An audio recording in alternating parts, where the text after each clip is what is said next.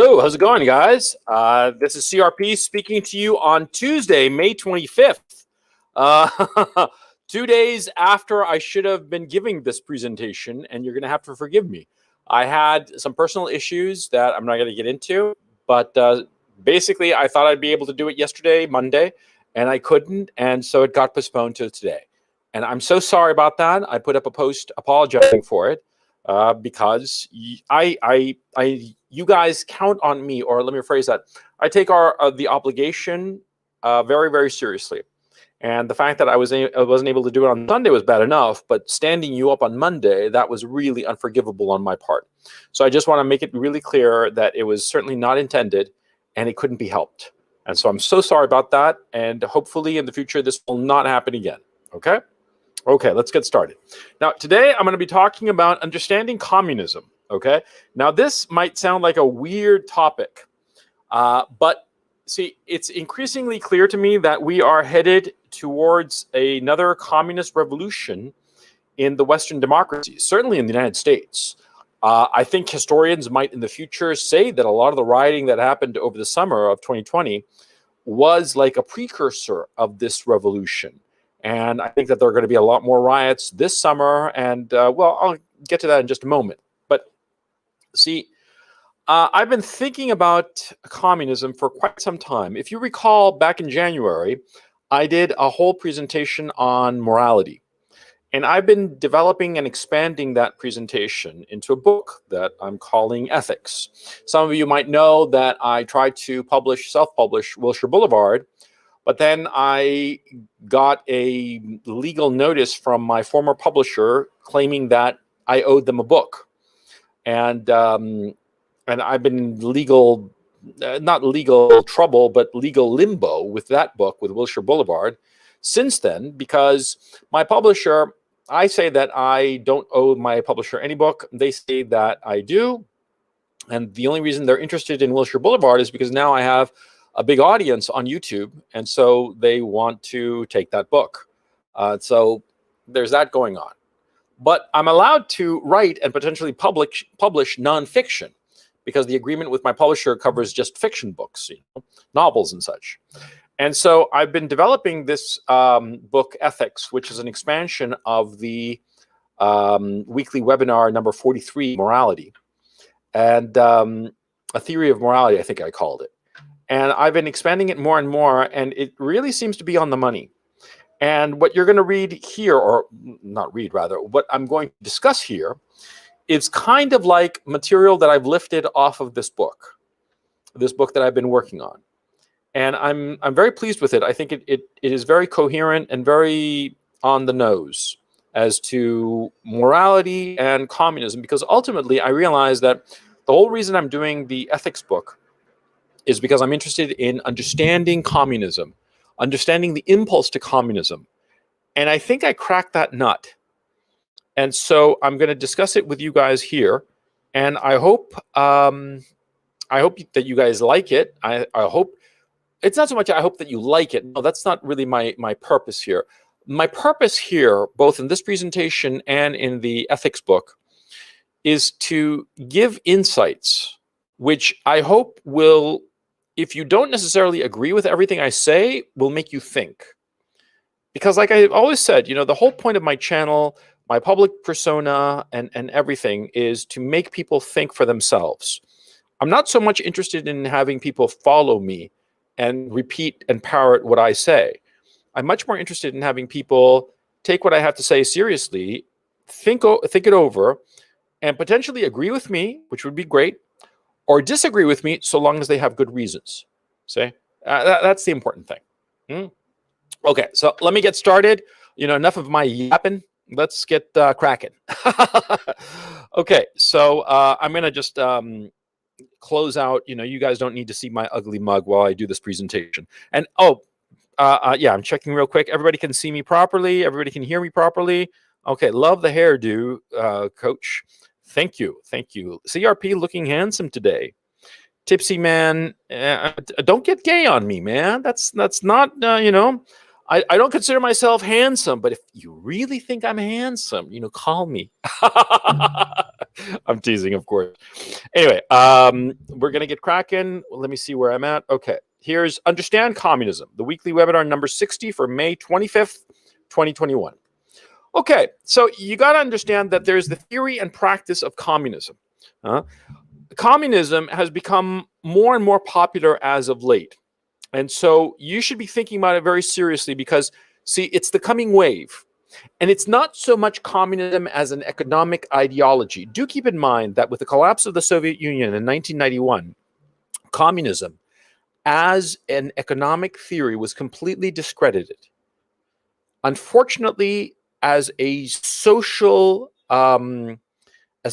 theory, as an organizational theory, as an ideology, it sort of like went into hibernation for a couple of decades, and it's reemerging.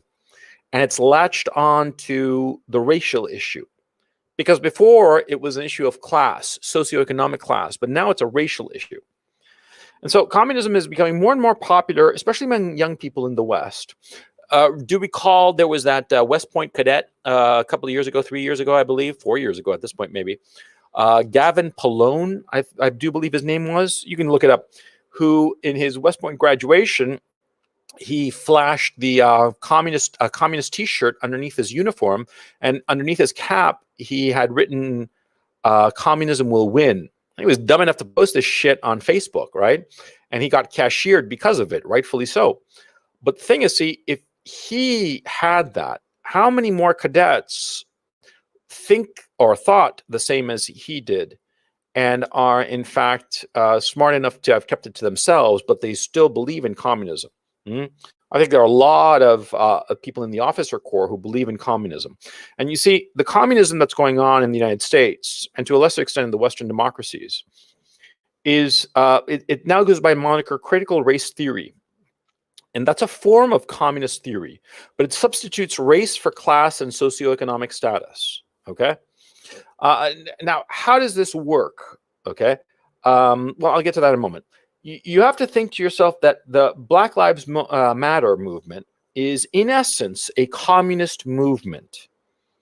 If you think of critical race theory, if you hear all this talk about racial equity and blah, blah, everything that has to do with race and how racist America is and all the rest of it, it's the same kind of talking point as just regular old communism, but it's substituting the issue of race, replacing what was formerly the issue of class and the bourgeoisie versus the proletariat.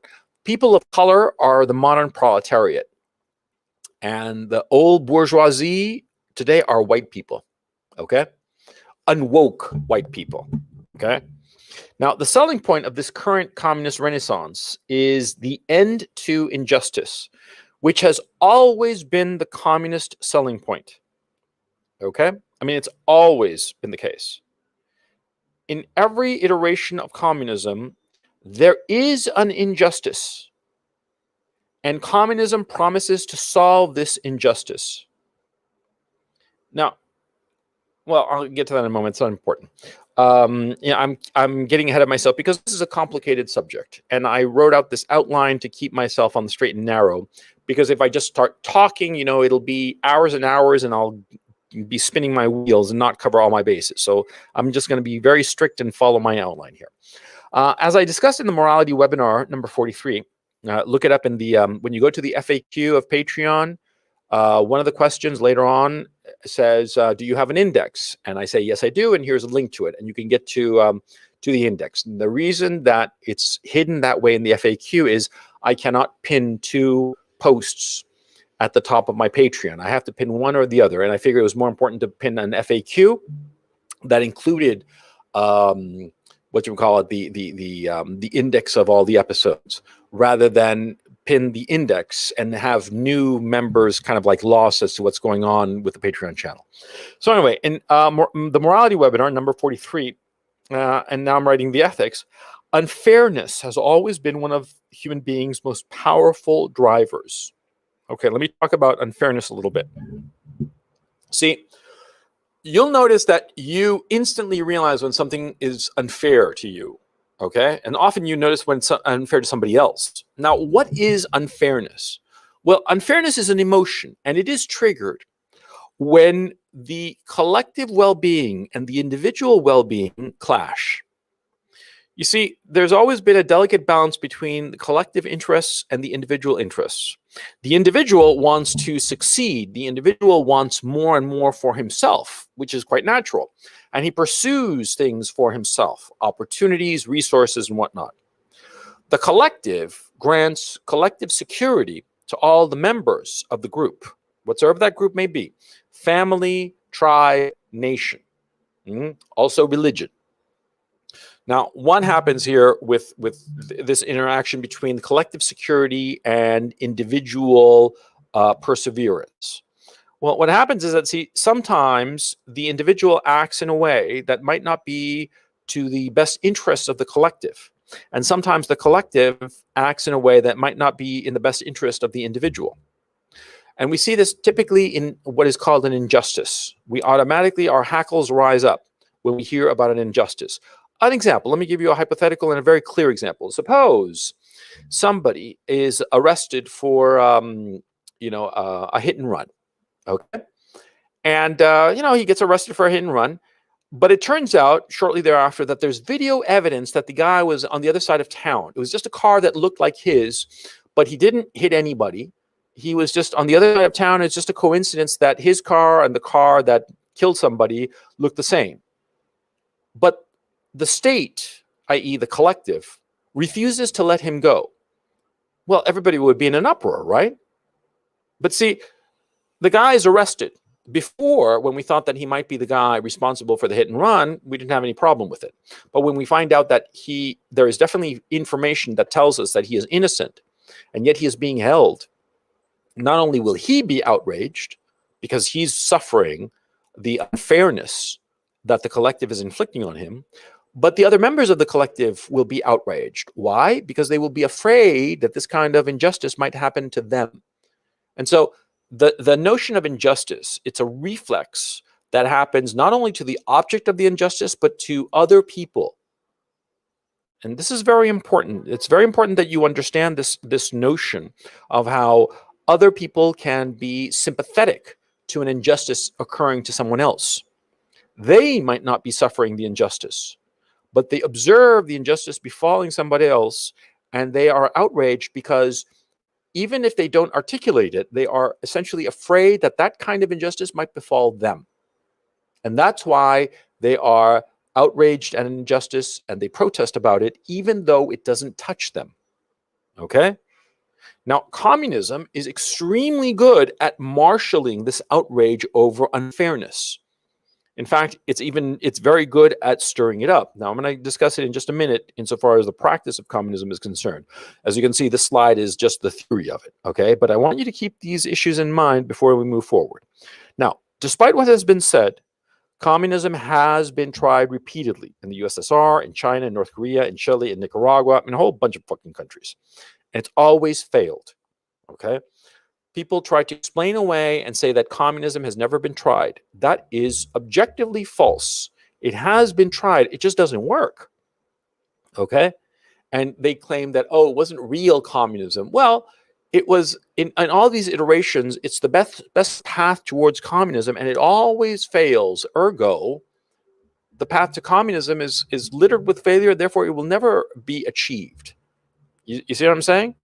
Yeah. And so, anyway, the theory of communism and the reality are two different things. In theory, communism is an idealized form of socialism. Now, what is socialism? Socialism espouses the collective ownership of the means of production for the benefit of the individual members. Because socialism is trying to eliminate the injustice of one person owning the means of production, one person or a group of people owning the means of production, potentially to their benefit and the detriment of the collective. You see? And so socialism thinks that if the collective owns the means of production, any kind of unfairness that arises out of ownership will be eliminated because the collective owns the means of production for the benefit of the collective. You see?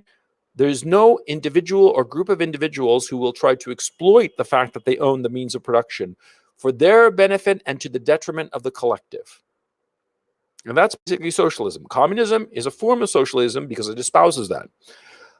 Like non-market socialism, which is in turn a different form of socialism, a more narrow form of socialism, because there's market socialism, where it's a socialism where the state, i.e. the collective, owns the means of production, but the exchange of goods and services is done by way of the free market. That's market socialism. Okay. Non-market forms of socialism is it embraces a planned economy, of course, a centrally planned economy, where goods and services are assigned based on need and not on means. Okay. See, you might need like, I don't know, a heart transplant, just for the sake of argument, but you might not have the money to pay for it in a capitalist society, right? But in a socialist society, in a non-market form of socialism, which is what communism espouses, it doesn't matter if you don't have the money, because money doesn't have anything to do with it. You need a heart transplant, so you get it. Okay. And, it's basically to each according to his need, from each according to his ability. That's the basic notion. Now, further from non-market socialism, communism also believes in the following: the elimination of all hierarchies, be they social, racial, or cultural, so that human society will be truly equal. Everybody will be exactly the same, no hierarchies. Number two, the elimination of money as a medium of exchange. Now, this, of course, is the most absurd of them all. Okay, I mean, you can posit maybe you'll have a society without hierarchies, although it's incredibly difficult. But actually, having a society with no medium of exchange, just barter, doesn't really work. The elimination of the state, this works even less. Thomas Hobbes wrote about this in the Leviathan. Okay, the elimination of the state, including, of course, state-sponsored agents of order, such as the police, to be replaced by spontaneous collective action and self-policing. Does this remind you of anything recently, like defund the police, like the free zones in Portland and Seattle and all that shit? Yeah, that's where it comes from. And in theory, communism arises spontaneously once people in the so-called socialist mode of production transcend it into this classless, stateless, moneyless communist utopia. Okay, that is, communism is sort of like a nirvana. If socialism is working properly, eventually, the whole society sort of like magically becomes communist. You know what's a communist society in fiction? Star Trek: The Next Generation. Yeah. Unlike the first Star Trek, it was sort of like vague as to the society it had. But Star Trek: The Next Generation really was communist utopia. Of course, you watch it, and it was a very interesting show, and it's a lot to think about. But of course, that kind of society, it sounds fantastic, and it would be wonderful to live in such a society. But it's not true. It's not possible. Okay. But anyway, that's the theory of communism. This is the theory of it. Okay. Now let's talk about the reality of it, the practice.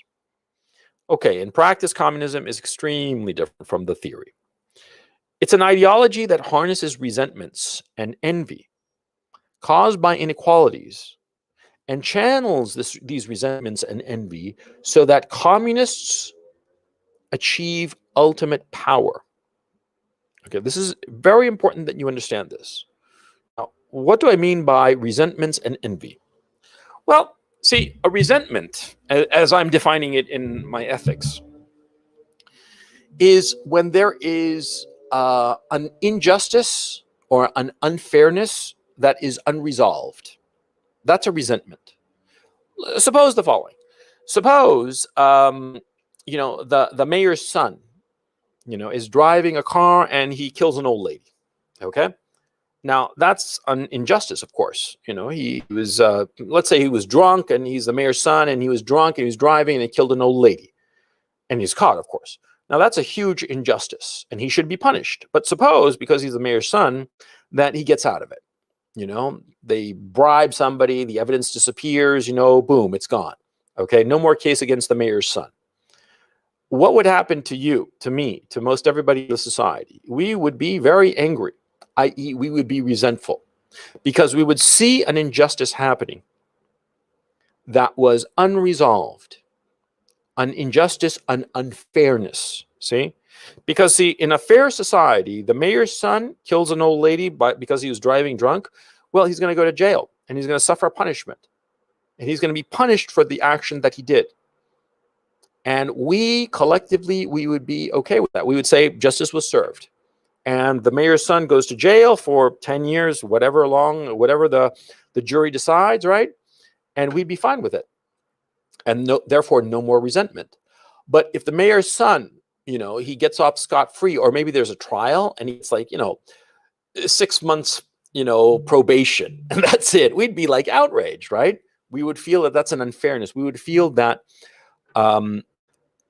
there was an unfairness committed and it was not resolved.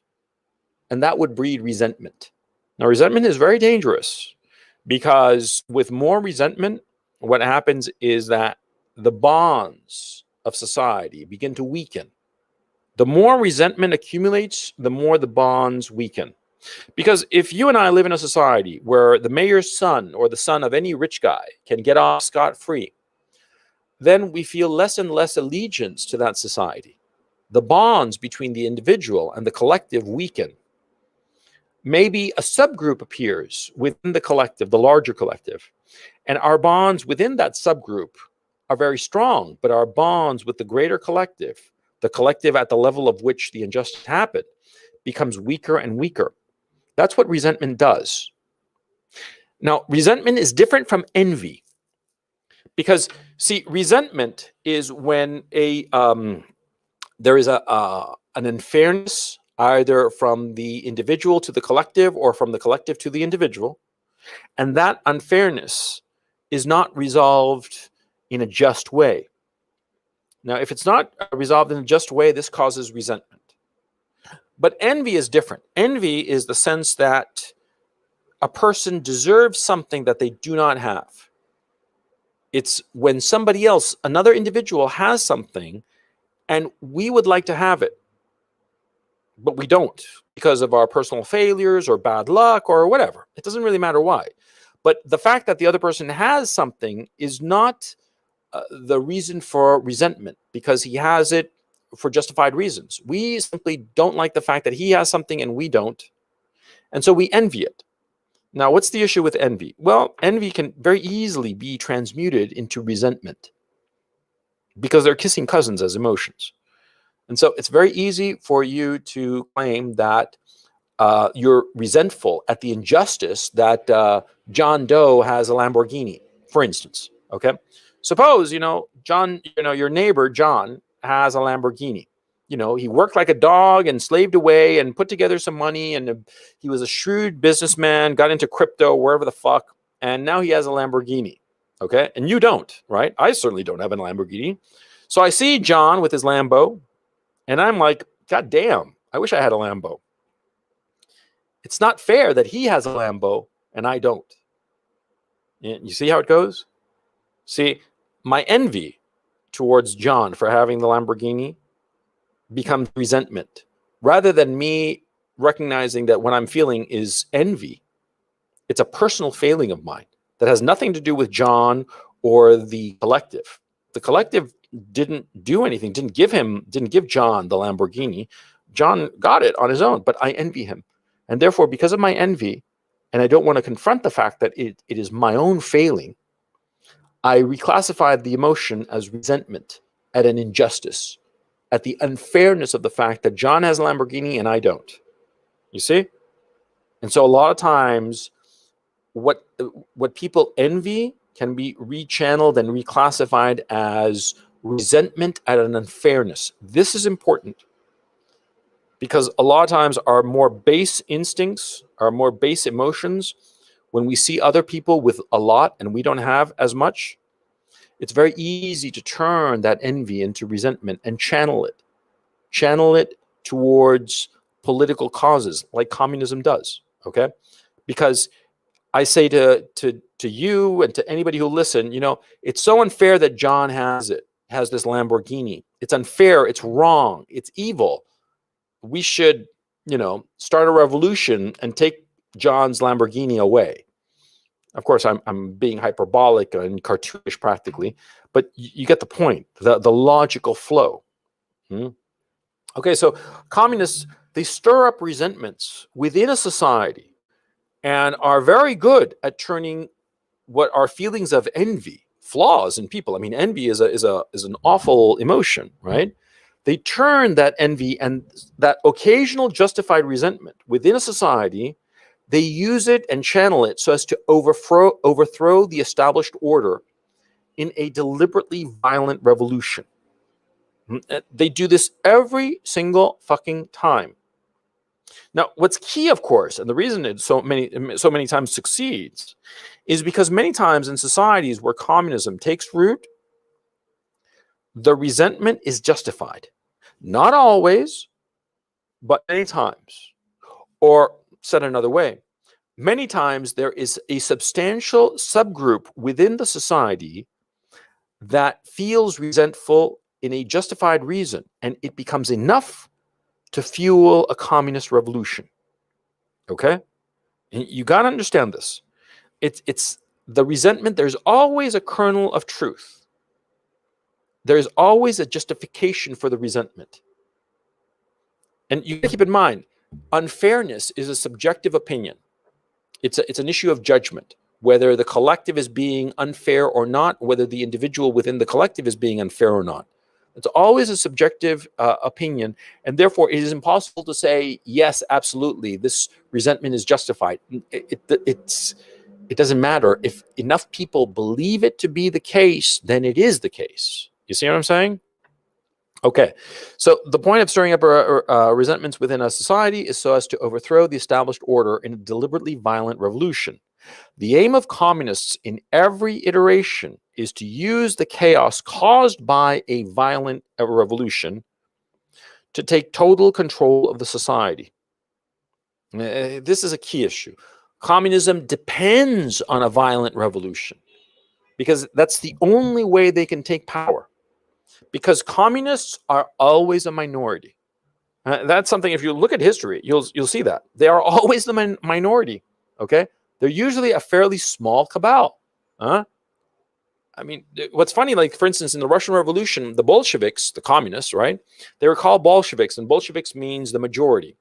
And the Mensheviks, who were the socialists, Mensheviks means minority. But the amusing thing was that the Mensheviks were actually the majority. Through a very clever series of political moves, the Bolsheviks got themselves classified as the Bolsheviks, i.e. the majority, even though they were objectively the minority, and a rather extreme minority. But they were just clever politicians. They were more ruthless, because that's the thing about communists. They are ruthless individuals. Or let me phrase that. It's not that communists are ruthless. The successful communists are ruthless, okay? I mean, you got to keep that in mind. Because there have been tons of revolutions of resentful and envious people throughout history before communism was even invented, before Marx even existed, okay? There have been tons of them. But the thing is, see, the successful ones are the only ones we remember. And they were successful because the leadership of those communist groups were ruthless, okay? Okay, so communism fails when the internal resentments of a society are pacified by peaceful measures. Communism needs violent chaos as a precursor to seize control. And this is something that you see empirically. In every society that has been ultimately overthrown by a communist revolution, I'm talking apart from the Eastern Bloc countries of Europe where they were invaded by the Russians, which is a different kettle of fish altogether, okay? The Soviet Union invaded Eastern Europe during the war against Nazi Germany. And that's why they were able to impose communism in those countries. There were no revolutions in those countries, okay? So do keep that in mind. But the other revolutions, like in Russia, China, Cambodia, Chile, Nicaragua, it was all the internal resentments of the society. And it was through a violent revolution. They need it, okay?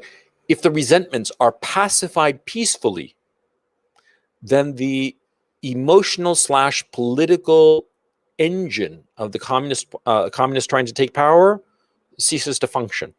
They need resentment. They need envy. If the resentment is pacified somehow, then the energy of the communists essentially ceases to be. Okay? Communism uses the existence of the violence chaos of a revolution that its own adherents created as the rationale to take control and reestablish peace and order. Okay? That's how it works every single time. They create the violence and chaos and they swoop in, promising that they are going to stop it and reestablish order and a new socialist communist vision of the future. That's how it always works.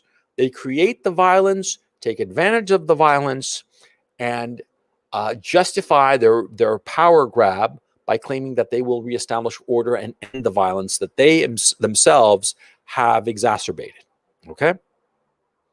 Okay, so understood this way, you can see that communist revolutions have taken place long before the birth of Marx and the invention of communism.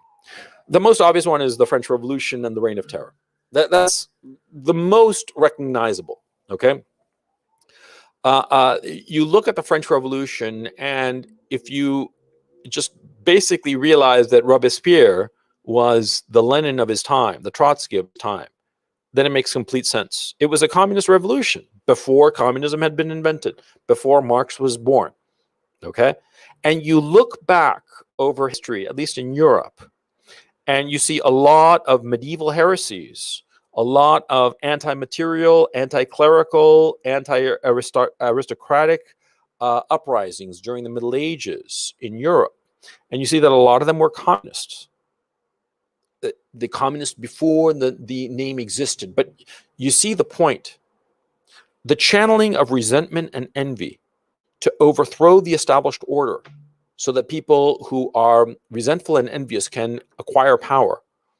This is old as the day is long. This is not new. It was just gussied up by Marx and Engels to a lesser extent. It was dressed up in this dressage of intellectuality. It was a rationalization. Communist theory, Marxist theory, is a rationalization for ultimately what's going on is the revolution of the resentful and the envious. You have to understand this. And the thing is, see, it's hard for most people to understand this if they've never experienced it. But in my own case, I grew up in Chile. In Chile, there was a socialist government from 1970 to 1973 that was, even though they were in power, they were pushing for a communist revolution, and they were creating all the conditions for it. And the thing is, see, I met a lot of communists, and you will never meet people more resentful and envious of others, okay? In my own case, I'm upper class in Chile. And because of it, because of the way I speak in Spanish and the way I look, and because of my last name, there's no confusing me with a proletariat, not in Chile at any rate. And because of this, whenever I would meet a communist, holy cow, the resentfulness and envy just came off them in waves. But resentfulness, most of all, my very existence was unfair and unjust. I mean, they really wanted to wipe me out, and people like me. Yeah. And sometimes they made the to-do that, oh, we're all equal and shit like that. But I mean, when the chips were down, lots of times these people who were communists, they'd show their resentfulness. See? And in a society that there is inequality for whatever reason, be it justified or not, if there is inequality, these kinds of resentful people always arise. They are always a segment of the population. They are a segment of the population that can never be eliminated. It's like saying that you're going to eliminate people who are left-handed. You are always going to have people who are left-handed, okay? You can, taken to an absurd extreme, you could take every left-handed person on the face of the planet and execute them. Just one giant gas chamber for all left-handed people, horrifying as that may sound, right? Execute every left-handed person on the face of the planet, okay? And the next generation of babies, yeah, I'll bet you a bunch, like 10%, are going to be left-handed because it's always going to be a part of the human genome, okay? Getting rid of everybody who is envious or resentful, it's not going to help because it's part of who we are. You see? There are people who are more adventurous. There are people who are more sedentary. There are people who are very diligent and people who are very mercurial. Each of us has different qualities, and some of them are very good, some of them are very bad. And resentful people, people who are very envious and who convert their envy into resentment, categorize their moral failing. They're failing to accept the fact that they have less than somebody else and turn that into an injustice, quote unquote. Those people are always going to be with us. Okay. And you might be one of them. You listening to me now, of course, I mean, the odds are probably that at least one of you listening to me now is such a person who takes resentment, or let me phrase it, who categorizes their own envy and says that it's resentment, justified resentment, i.e., a negative feeling, the product of an injustice. Okay. You don't have a Lamborghini and you think that that's unfair, i.e., an injustice, and you're resentful because of it, because you don't have the Lambo and your neighbor does. You see, this is part of human nature. Not everybody is like this. I would argue that the vast majority of people are not like this, but there is a minority, like left-handed people. And of course, I'm not putting left-handed people down. I'm just using it as an example of a quality that is inherent to people and that belongs to a small minority of people. There is a small minority of people who will always convert their envy into resentfulness. And what happens is that when the society becomes such that the differences between those who have and those who do not have become great enough, then it becomes very easy to marshal a lot of people into feeling resentful, i.e., think that the society is unfair. That is, they are converting their envy into a political force. And they're playing into communist agitators, say, because communist agitators tend to be these sorts of people. Envious people who reclassify their envy as outrage at injustice. You see? So anyway, Lenin and Trotsky perfected the technique of the communist revolution with the invention of the invention of the concept of the Communist Party as the vanguard of the revolution. What does this mean? See, Marx basically said that communism would sort of like arise spontaneously among the masses. There'd be this, we get to socialism and sort of like just magically all turn into communists, okay? But Lenin and Trotsky were having none of that. They said that what you needed was a stiffening agent. You needed a group of people who would actually bring about the communist revolution, i.e. the Communist Party. And they would be the leading vanguard. They would guide the proletariat, okay? And notice, right? Communism is all about, there are no hierarchies, no societal hierarchies of any sort, right? We're all the same. But the Leninists, okay, Lenin and Trotsky, came up with this notion that the proletariats needed to be led by the Communist Party, by the vanguard of the revolutionary vanguard. And that, of course, automatically implies that there is a hierarchy, yeah? Because if the Communist Party is leading the proletariat, well, then the Communist Party is in control of the proletariat, right? Yeah, okay.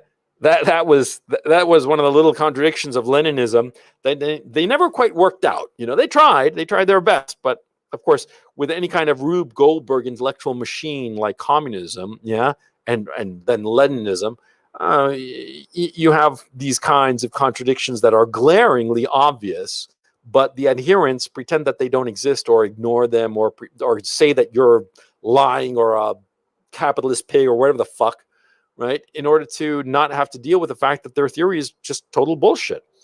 Ultimately, communism is a rationalization for envy. That's what it is, okay? Okay, so as communism becomes established, both before and after the revolution, it specifically targets an outgroup in order to solidify its grip on society. This happens every fucking time. Every time, no exception. Before the Russian Revolution, it was the bourgeoisie. The bourgeoisie were the evil people. And then after the revolution, it was the kulaks. The kulaks were basically peasants who were not so poor, Instead of having nothing, they'd have like a cow. Okay. And the kulaks, who were basically the precursors of a modern middle class, right? They were middle class peasants, basically. They were targeted, okay, as enemies of the revolution and shit like that. And of course, you know, peasants who didn't have a cow, they would drink up this communist idea that the kulaks were evil, and the other peasants, would persecute the kulaks, who were, you know, just like them, okay, but they had a little bit more. And so you see how envy can be so easily channeled into resentment and then turned into violence, because the kulaks in Russia were persecuted. Same thing happened in China. I forget the name of the middle class peasants, but the same thing happened there. In Cambodia, it was fucking horrifying. Okay, anybody who was even mildly educated was sent off to the countryside. I mean, whole cities were abandoned in Cambodia. And in Chile, we had some of that shit too going on. Although, thank God, Pinochet was able to step in, and you know, it didn't go all the way. But today in the United States, who's the outgroup? I'll give you three guesses. Let me just check chat, and I'll wait for chat to catch up. And chat, please tell me, who is the outgroup in the United States at this time? I'll give you three guesses, but you're only going to need one. Who is the outgroup of critical race theory? I'm waiting for you guys to catch up. Kulaks is spelled Kulaks. In Cyrillic, it's spelled differently, of course. But yeah, white males, not even conservative white men, just white men. Yeah, white males. Exactly right. See, I told you it's easy. I told you it's predictable. That's the whole point. It's fucking predictable. Okay? This happens every time. They find an outgroup and they persecute that outgroup. And think of it. You've been in middle school, right? So you had some problems with little Timmy and little Jenny and, you know, a few other people. But there was this boy called, I don't know, Arnold. And he was a geeky little shit, but he was harmless, right? But what do? You and Timmy and Jenny, right, who have had like your little, you know, run-ins, right? You all turn on poor Arnold and bully the fuck out of that little kid, right? You bully the fuck out of him, and you and Timmy and Jenny are all buddies as you bully the fuck out of poor Arnold. I mean, you really kicked the shit out of that poor kid. He didn't do anything. He didn't certainly do anything to you or to Timmy or to Jenny, but all of a sudden, you three against Arnold, you're all unified. And that's the thing that the communists are really good at. Unifying people under their banner by finding an outgroup that they can persecute. In Russia, it was bourgeoisie and then the kulaks. In China, it was something similar, as well as in Cambodia. In Cambodia, it was all educated people. Anybody who could read and write, anybody who wore glasses was considered educated and therefore persecuted, right? And in the United States today, under critical race theory, yeah, of course, white guys, yeah, white males, they're persecuted. They're the outgroup that everybody's chasing after and wants to kill. Yeah, because they do. Don't confuse it. Don't say, oh, they just want to educate us. Fuck you. They want to educate you into a fucking grave 6 feet underground, motherfucker. That's their whole fucking program. Okay? These fuckers, that's what they do. The other thing that they do, and this is something that they never talk about, and they always pretend that it's not the case, but communism inevitably fails as an economic system, and so they always resort to slave labor. Always. No exception. And when I'm talking slave labor, I'm talking real fucking slave labor. Do you know where the Russians invented the hydrogen bomb? The hydrogen bomb was invented in Russia by Andrei Sakharov. Sakharov, right? Yeah.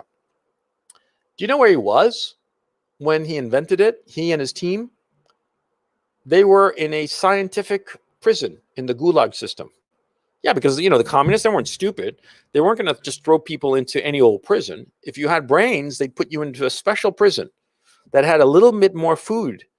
You know, same kind of like prison and no bedding and shit like that. But, you know, you could have enough calories to survive, unlike in the regular Gulag. In the regular gulag, a lot of people died because they just didn't have enough calories to survive. Okay? Yeah. But anyway, so many scientific discoveries in the Soviet Union happened among scientists who were in prison in the gulag system. Read the fucking Gulag Archipelago. The fucking thing is 3 volumes that tells you all about this shit. And here's the thing. See, they've never been able to dispute it because it's true. Okay? And there are lots of people who say, oh, it's not true, but they don't come up with any evidence. And if you press them on that, they'll finally say, oh, but Solzhenitsyn was an anti-Semite, which is not true. But, you know, it's trying to kill the messenger because they don't like the message. And the message is, and the whole point of the Gulag Archipelago is that the Soviet Union could not exist without a slave labor camp, a pool of slave laborers. The road, you know, there was this show a few years ago, well, 20 years ago at this point, called Long Way Around with Ewan McGregor and Charlie Boorman. They're these 2 actors who got on a couple of motorcycles and rode across Russia, and they went across Siberia, and they went across a road called the Road of Bones. You know why it was called the Road of Bones? Because so many Gulag prisoners died building the road.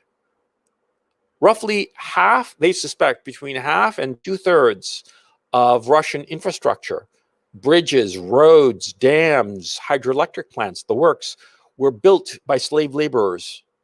At one point, the city of Leningrad, 1/3 of the population was shipped to the concentration camps, to the Gulag system, to the slave labor camps. Yeah. And everybody talks about the Nazis, that the Nazis were so evil, blah, blah, blah. Well, dude, I mean, the number of people killed in the Gulag system is greater than what was killed in the Holocaust by the Nazis. The number of slave laborers dwarfs what the Nazis did. The slave laborers in the Gulags, I mean, right? It was huge. You know, I mean, it's calculated that all told, roughly 25% of the Soviet population went through the concentration camp system. 1 in 4. Okay? And the thing is, you look at China, you look at Cambodia, you look at Nicaragua, you look at Cuba. I forgot all about Cuba, but I forgot to put it in my outline. But Cuba, all of these fucking countries needed slave laborers. Do you know who makes the what's the name of the famous cigars? The famous cigars of Cohiba. Cohiba cigars, right? There are 2 kinds of Cohiba. The ones that are made in the Dominican Republic, which you can buy in the United States because there's no trade embargo with the Dominican Republic. And then there are the Cohiba cigars that you can buy from Cuba, which you can only buy actually in Europe because Europe doesn't have a trade embargo with Cuba, right? But I would, on principle, never smoke a Cohiba cigar. Why? Because it's more likely than not, I mean, like 90% chance likely that it was made by a political prisoner. And that's the truth. And when I say political prisoner, it's not that the guy was actually doing any kind of political shit. It's that, you know, he was probably walking down the street and they're like, oh, we have got quotas to fill for our prison. And they got snatched and thrown into prison. In the Gulag Archipelago, Solzhenitsyn talks about that, about how many times they would snatch people just because they needed to fill a quota of prisoners. Okay. And they'd snatch somebody who was totally innocent of anything, right? And just throw him into the Gulag system and give him 10 years in the fucking prison camp system because, you know, some bureaucrat at the KGB or the NKVD at the time just needed, you know, a warm body to fill his quota. Yeah. Same fucking thing happens in Cuba. And so I would never smoke a Cohiba cigar that was made in Cuba. No, because I'd be smoking the product of slavery. Okay. I mean, would you wear a cotton shirt made by a black slave in the South? Fuck no. I mean, you'd be like morally repulsed by it. Yeah. Same fucking thing. Communist regimes always need slave labor because the economic system is a fucking disaster. Okay. And also, there's something else to be said. It is likely that many times the communist leadership needed to have a decrepit economic system so that they could maintain political power. Okay. Now, it's impossible to prove this thesis, but that's what I suspect. Okay. It's a thesis that, like I said, it's impossible. I mean, think how would you prove this? It's impossible to prove, but it would seem likely. I mean, if I'm like the leader, if I'm Stalin, if I'm Mao, yeah, I mean, Mao set off the Cultural Revolution, which decimated China precisely because he was losing his grip on power. And he needed to put his enemies within the Communist Party, the Chinese Communist Party, on the ropes. So he inflicted the Cultural Revolution on China. Tens of millions of people died. Some suspect as many as 100 million people died because of the Cultural Revolution. We'll never really know, okay? But I mean, it was a fucking disaster, a fucking nightmare, right? And that's what these fuckers do, okay? That's communism.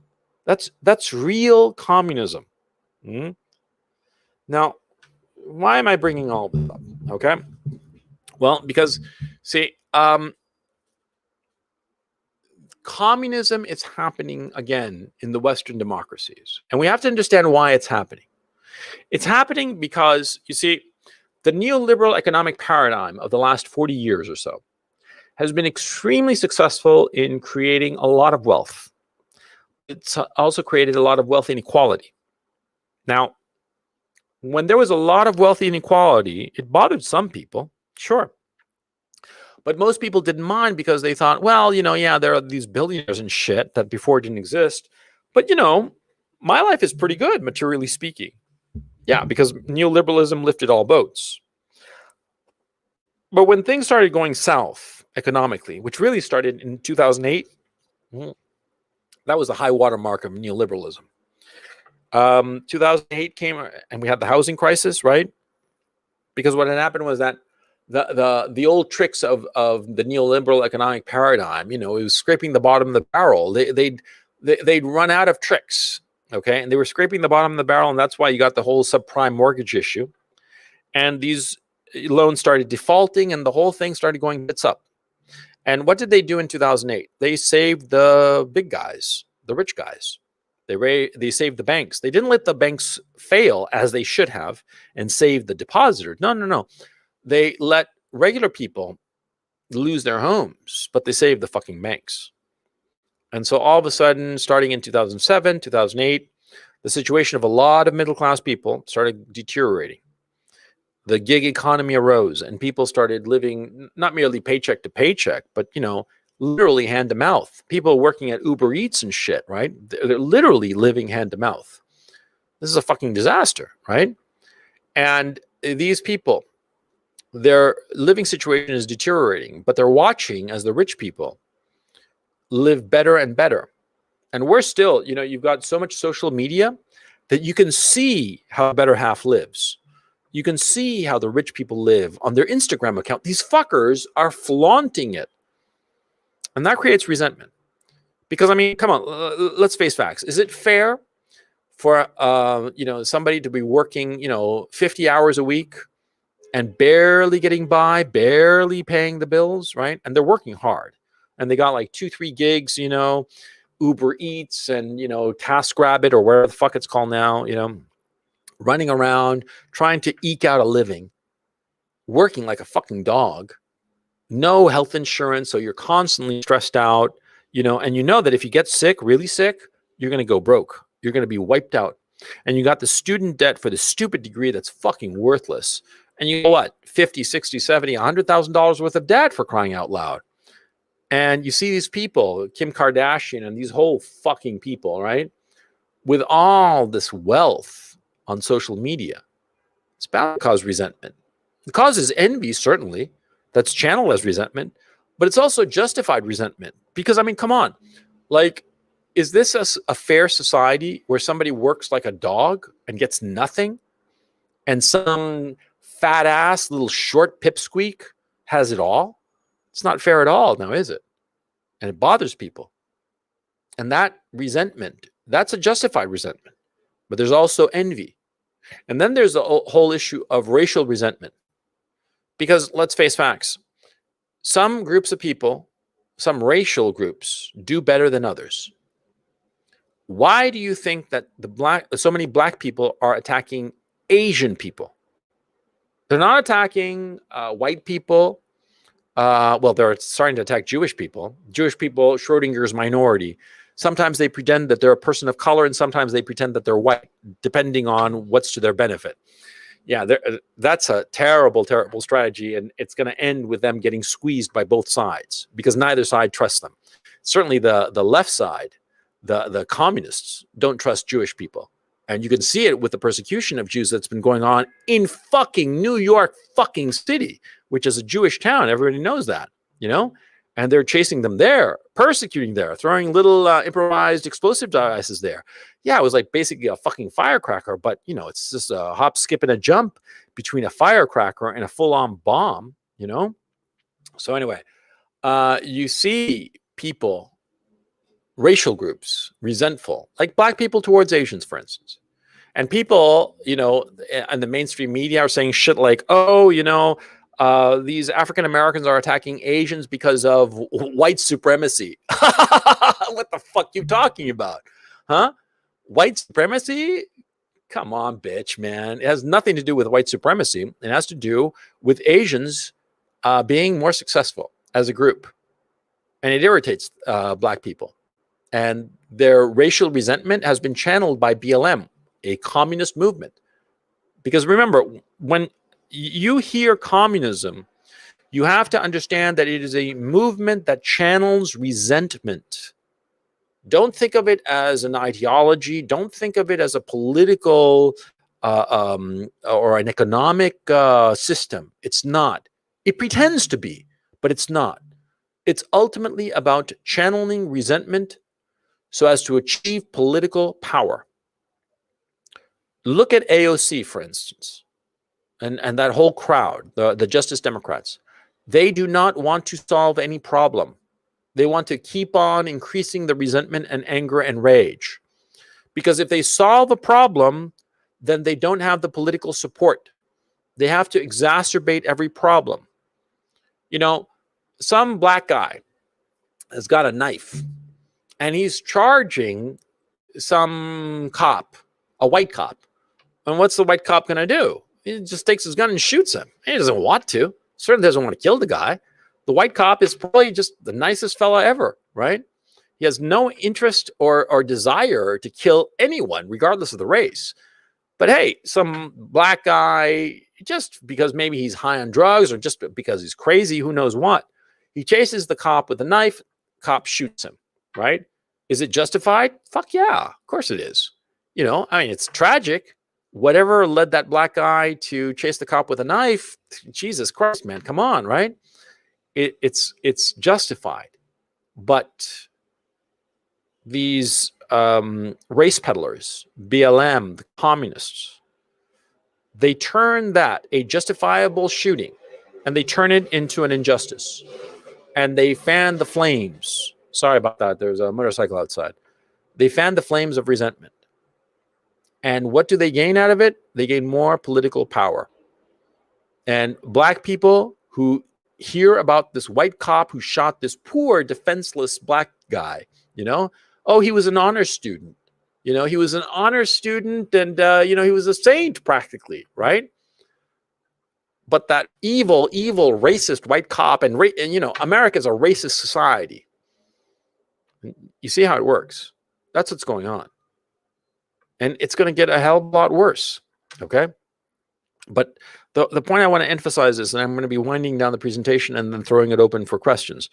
The point you have to understand is that, see, the politics and the economic theory and all that shit about communism, it's all a disguise. Now, I'll tell you a story. This happened in Chile. And this was a story told to me by a farmer in Chile in 1973. I mean, he told me the story in 1985. He was the father of a classmate of mine. And this individual, he owned a large farm out in a place called El Monte in the outskirts of Santiago, in a very fertile area. And he had this big farm. And in 1985, I went there with my whole class, my whole high school class. We went out there because, you know, she was nice enough to say, let's have a barbecue at my place. And so we all went, you know, it was great. And we were talking to my classmate's father. My classmate's name was Paula. And this gentleman, I do believe his name was Jorge, but I can't swear to it. I mean, I remember their last name, but I'm not going to sell their last name. So anyway, I'm talking to Don Jorge. Let's call him that for the sake of this conversation. And he was telling us, like, there was a group of us. He was saying, yeah, 1973 was really fucking rough. You know, the communists came here to take over. And he was telling us the story with a farmhand, you know, a farmhand who was clearly an uneducated man, hardworking man, you know, skinny with a mustache, very brown skinned because of the sun, because he was a man who worked outdoors all day. He was a farmhand.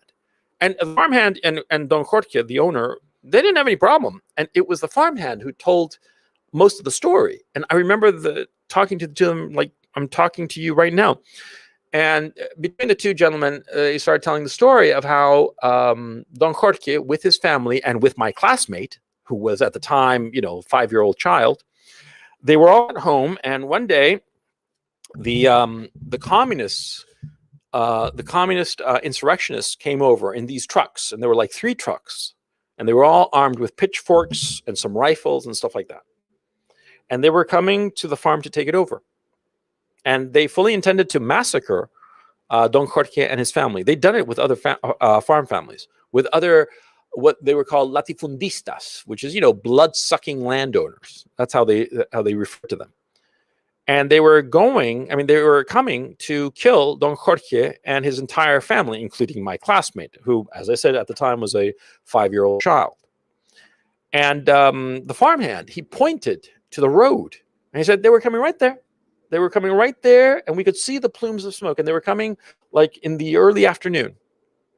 And we could see their weapons because they were all in these, you know, open trucks, you know, with like wood slats on the side, you know, very typical in farms in Chile.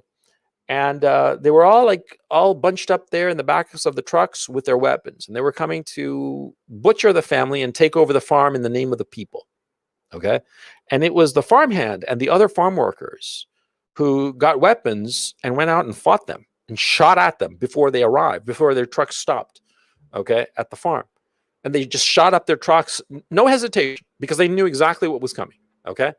Now, of course, this proves that if this guy, Don Jorge, this owner, had been such a bastard, such an evil man, his own workers would have turned on him. Of course, they didn't, because he was a decent guy, you know? And these communists who had come to take over the farm, they were in the grips of a inchoate resentment that was aimed at anybody who had something, and they wanted to take it. They wanted to take it and destroy the owner. And, you know, by not sheer luck, but had this guy been the evil bastard that he was claimed to be just by virtue of his class and social position and his wealth, he would have been murdered by his own people. But of course, he wasn't murdered. He was defended by his own people. But see, that's the mentality of the communists. They marshal people's resentment and inflict that resentment not on the justified object of their resentment, but on other people who have nothing to do with their situation. You look at all these black men, because they're principally men, who have attacked Asian people, principally older Asian people. And I haven't spoken with any of them, of course, but were I to speak with one of them, I would bet that I'd find out very soon that they were very resentful of their situation. And whatever negative situation they had, that they had themselves had probably caused, they would claim that it was racism that led them to this state of not having money, not having work, not having this, that, the other. And their resentment, they'd focus it on racism because it's easy. See, remember, that's a point about the communists. They always make it easy. The object of hatred is always simple. It's the blood-sucking landowner. It's the racism of the white man or the racism of the Asian. A lot of black people in inner cities, the only other race that they see are Asians, Asian store owners who work like dogs. And I don't mean this in a pejorative sense. I'm saying that they just work a hell of a lot. They work like dogs and they build up something in a very, very poor area. And other black people are very resentful of it. And their resentment, their envy is channeled into rage that they inflict on some harmless old Asian lady who's never hurt a soul, who's always just led a very quiet, hardworking life, and she gets the ever-living shit kicked out of her by some asshole, cocksucking faggot, weakling loser who's just resentful of his own situation, envious, and his envy and resentment have been turned by this poisonous ideology against this poor Asian lady. You see what I mean? Yeah. He, in a way, I mean, I was about to say he's almost as much of a victim as the Asian lady, but he didn't get the shit kicked out of him while the Asian lady did. But you see my point. He's being manipulated. And that's what the communists do. They manipulate people. See? And people, the weird thing is that people don't see it, but those of us who have seen it before or have very strong memories, firsthand accounts of people who saw it, like I did, because, of course, in 1973, we weren't living in Chile. And do you know why we weren't living in Chile? Because the communists had targeted my grandparents for assassination. My grandfather was a retired admiral and owner of an insurance company, okay? And so because of it, my grandparents told my parents not to go back to Chile because in all likelihood, they would have been kidnapped because the communists were doing that left, right, and center in 1973. My parents wanted to return to Chile. I mean, because my parents, I was born in the States because my dad was getting a master's in economics. And by 1970, when the Allende government came, the communists came, my parents were like, my grandparents were like, don't come back. Things are getting dicey. And by 1973, they were like, definitely don't come back because you might get kidnapped or worse. Okay. Because they targeted my grandfather for assassination and they'd killed other people. Okay. I mean, I'm not kidding around. And so that's the nature of communists. And those of you who have never had any experience, well, this is it. And the Black Lives Matter and the whole, racism and racism has got to go and all this shit, it's communist. It's the same fucking thing. It's not the same theory, but it's the same emotions that are being used for political gain by certain actors. If you understand that it's the same fucking shape, then it's all very, very fucking clear. Yeah. And so what's going on in the United States is basically an effort by communists to overthrow the established order and in the chaos of the revolution, take power. And they will target an outgroup for persecution. And that's going to be white guys. Okay? And that's what's going on. That's what's going on in the United States. And to a lesser extent, that's what's going on in the UK. In France is the only country where everybody, the majority ethnic native population is saying, wait, what the fuck is this shit going on? And they're turning it around. That's the only fucking country at this point, okay? Those army officers put the fear of God in the establishment in France, okay? So who knows what will happen there. But insofar as the UK and the United States and Canada, this is what's going on. Understand it. Understand what's going on. It's a communist revolution. Or not quite a communist. We're not there at the revolution yet. They are pushing for a revolution. A revolution in the sense of the breakdown of authority, complete collapse of civil society so they can take over. And this happens every fucking time. It's happened in the Soviet Union, in Russia. Imperial Russia became the Soviet Union. It happened in China after the Civil War. It happened in Cambodia. It always happens the same fucking thing every fucking time. Okay? So anyway, enough of my ranting. Let's take some questions. I'm going to put up the link on the chat. And anybody who's got a question, hop on. And I'll be sure to take everybody's questions, or as many as I can over the next hour or so. Because, as I'm waiting for you guys to hop on, right, I just have to point out that, see, resentment is one of the most powerful emotions, okay? The feeling of unfairness, okay? And, I've been doing like a lot of work on this particular topic because of the book, because of ethics, the ethics book that I'm writing. And it's just, it's just so clear to me now. That's the thing that's happening. I'm getting this weird clarity as like, oh yeah, this is what's going on, and yeah, I totally get it. So anyway, let's quit my yapping and let's take some questions. Let me pull in Rihard. Rihard, how's it going? Hi, can you hear me? Yeah, I hear you fine. How's it going? It's going well for now. Yeah, and I do have two questions. Shoot. One, again, with the communism topic. So one is how do you recognize communistic traits on a person? I know it's definitely much of envy and resentment, but is there anything else also? Yeah, when they keep on going about injustice, an injustice that does not directly affect them. When they keep on going about an injustice, this racism has to stop. We have to have a just and fair society. We have to end racism, and it's some white person, right? And racism is not affecting them at all. That's when you know. That's when you know. Okay, when they are claiming the mantle of victimhood of the object of some injustice, some unfairness, but they themselves are not. They have it good. Okay, then that's their program. See, because you got to understand. You got to understand. See, when an injustice happens, it's usually very specific. Okay, like I run over your dog, for instance, right? And I get away scot-free. That's a very specific injustice, and it pisses the hell out of you, right?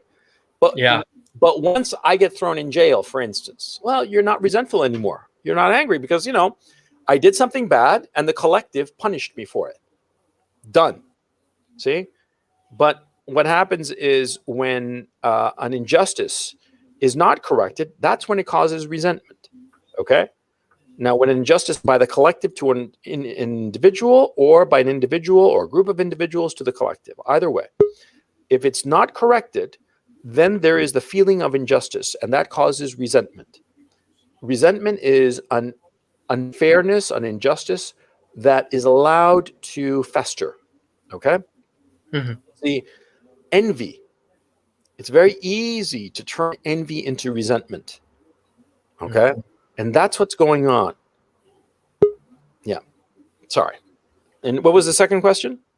Second question is how to blend in with today's communists if it's needed, or should it be done as is it a good tactic to use to blend in? As, for example, if you really need to protect yourself for a limited time. If it's a limited time, okay. It's a limited time and you can't exit the situation, okay, I understand it. But long term, no. Make it clear that you're not on board. And more to the point out what they are doing. Point out the fact that these communists, what they're really doing is they are exploiting other people in order to gain advantage, an unfair advantage. That's what's going on. They are exploiting people's envy to gain an advantage for themselves. That's what they're doing, and you got to call it out. That's my thinking. I mean, I've been on the fence on this issue of like maybe it's smarter to just keep quiet and try to pass a notice, or to call it out. And it's getting worse and worse. And I'm thinking that we're getting to that point where it's better to just call it out and say no. I'm not putting up with this shit. Although there was this thing that I saw that was really fucking funny. Some guy in 4chan, I posted this, I think, on my Telegram. Some guy on 4chan, he was listening to all this bullshit about pronouns and whatnot. And you thought it was just a pile of shit, right? But he started using the they, them pronouns, right? And the person who had been pushing the pronouns in his office didn't believe him because this person suspected that he was lying. And she called him out on it. And he said, "Hey, who are you to say that these are not my pronouns?" And he filed a complaint with HR. Long story short, He filed 3 complaints and she got fired. And he never believed any of this shit, right? He just manipulated the situation with her own rules to get her fired because she correctly realized that he didn't believe the pronouns bullshit. But, the 3 strikes rule at the Human Resources Department, and he was able to manipulate it to get her fired. I thought it was very funny. And I think that that's what you should do. These people are fucking cancer. Okay. You got to get rid of it, okay. And that's my thinking.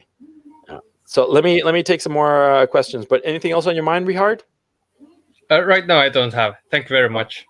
Thank you. And by the way, I'm so sorry about leaving you all stranded. And I'm apologizing to you in particular, Richard, but I mean it to everybody who I stood up yesterday on Monday.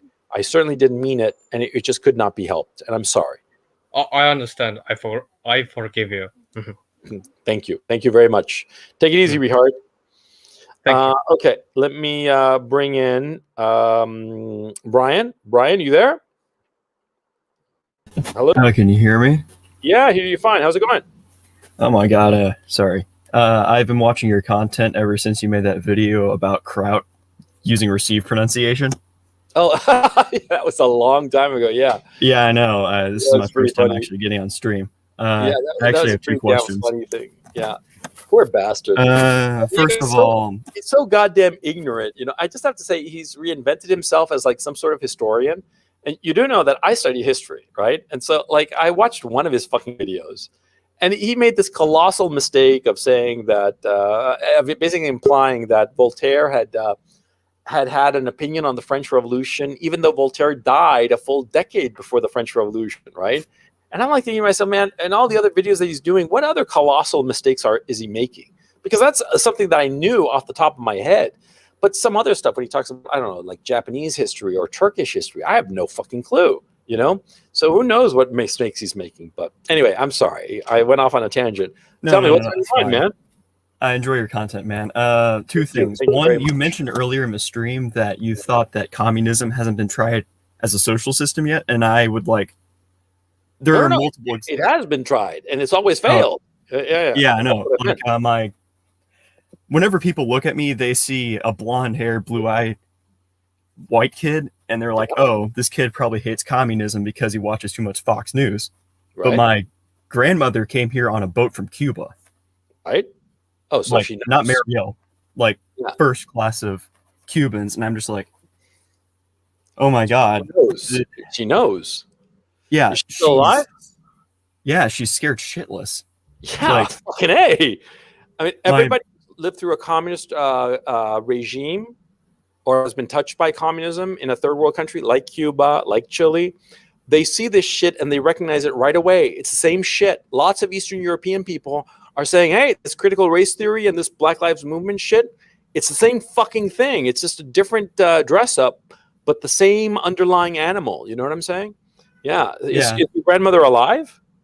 Yeah, she is. Like, my sister's kind of a liberal, and literally, I was with her yesterday, my grandmother, and we were at this party, and the topic of conversation got onto transgender athletes, and like after 10 minutes or so, my grandmother just started crying because she's scared for her fucking life.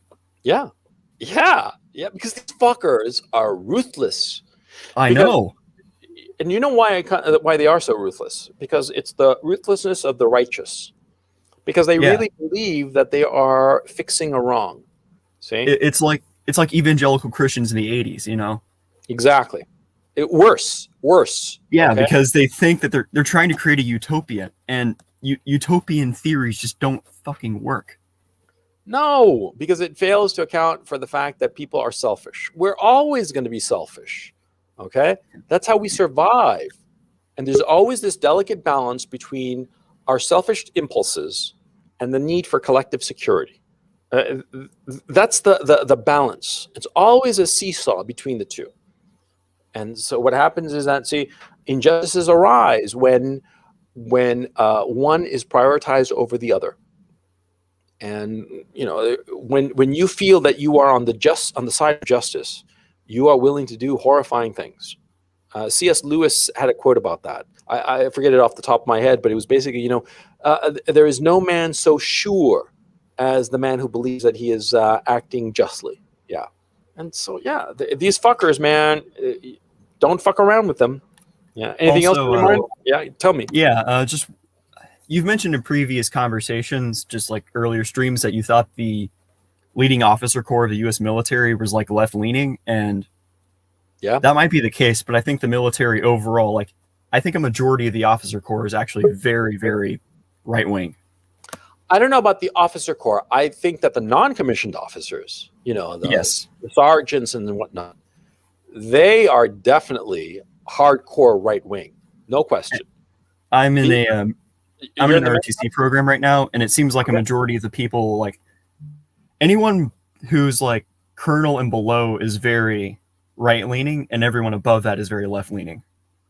Really? Well, that would make sense because you see, the military, the U.S. military, tends to elevate people to the level of colonel and above from the military schools. Yep. And people who are ROTC or ROTC, they tend to cap out at lieutenant colonel. Yeah, that's what I've noticed. Yeah, it could be that. Okay. We'll find out. So you're in the Army or Marines or Air Force or what? I'm in Army. Okay. Believe me, I've seen the ad. Okay.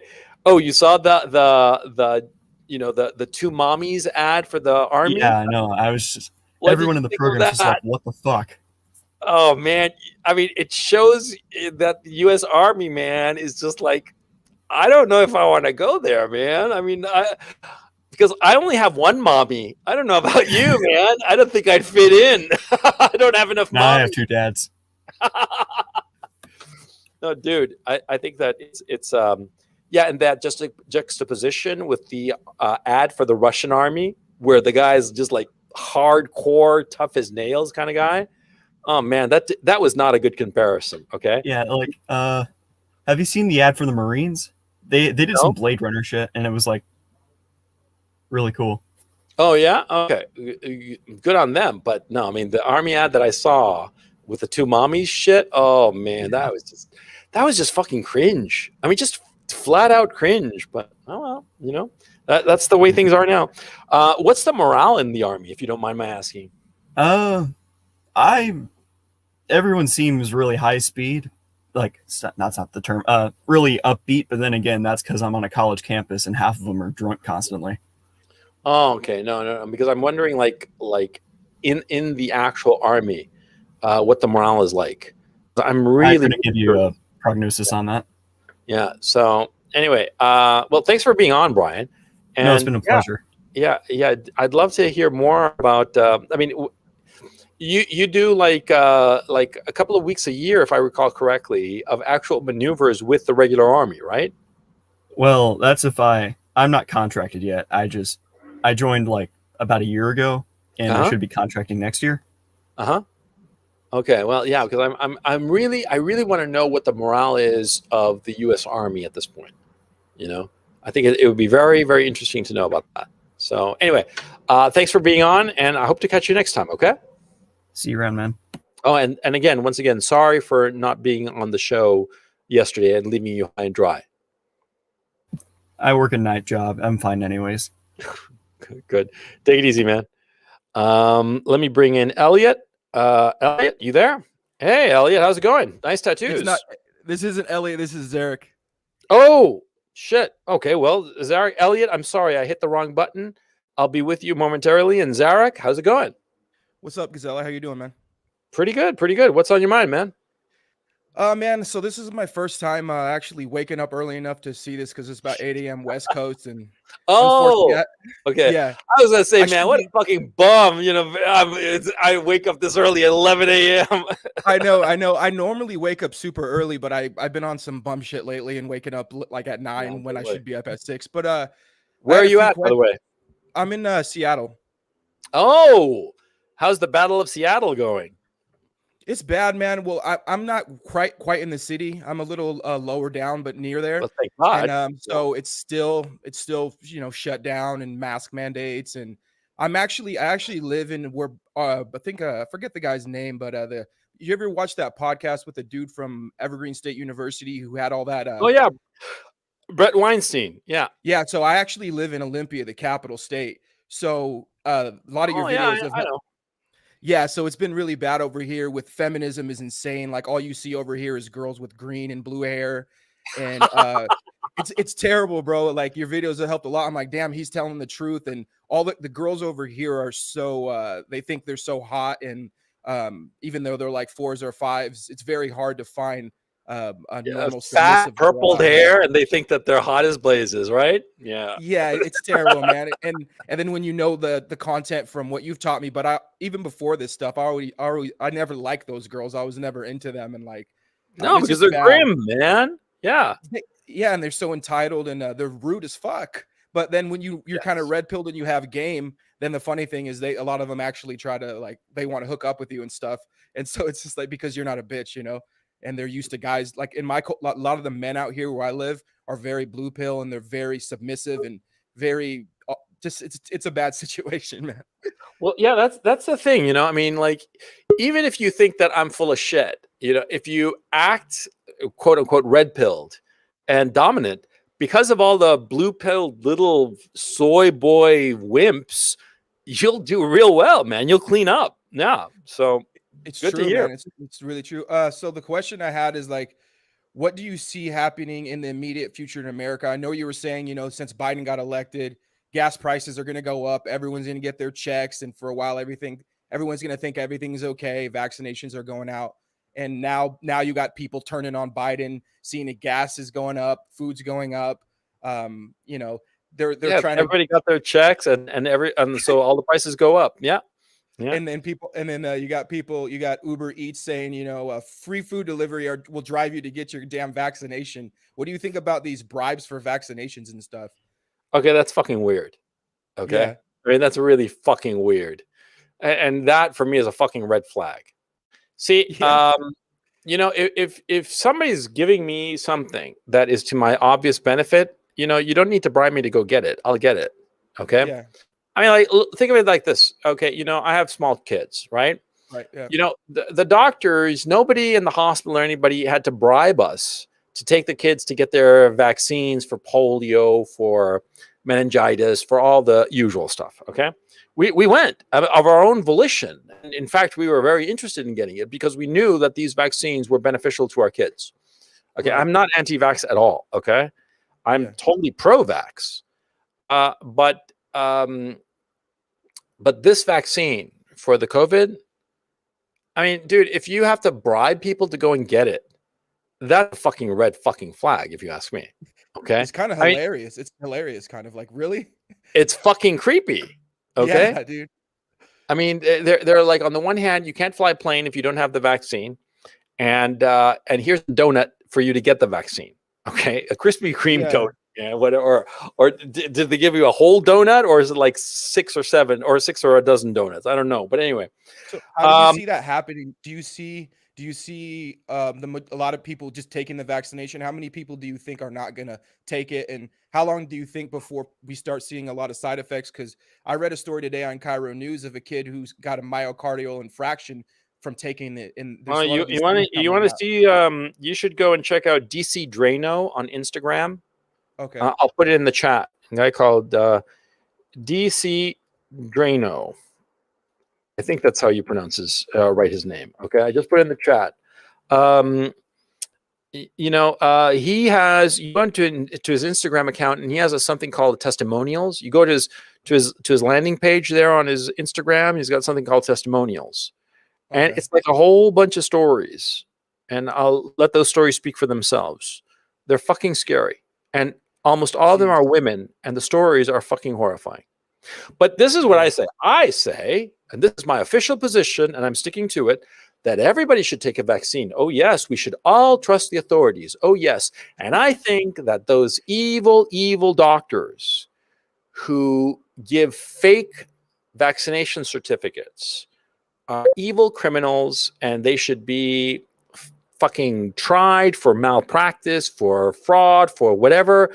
the law says that they should be tried for. They should be stripped of their licenses because, those evil doctors who are giving out these fake certificates of having given people the COVID vaccine, Right.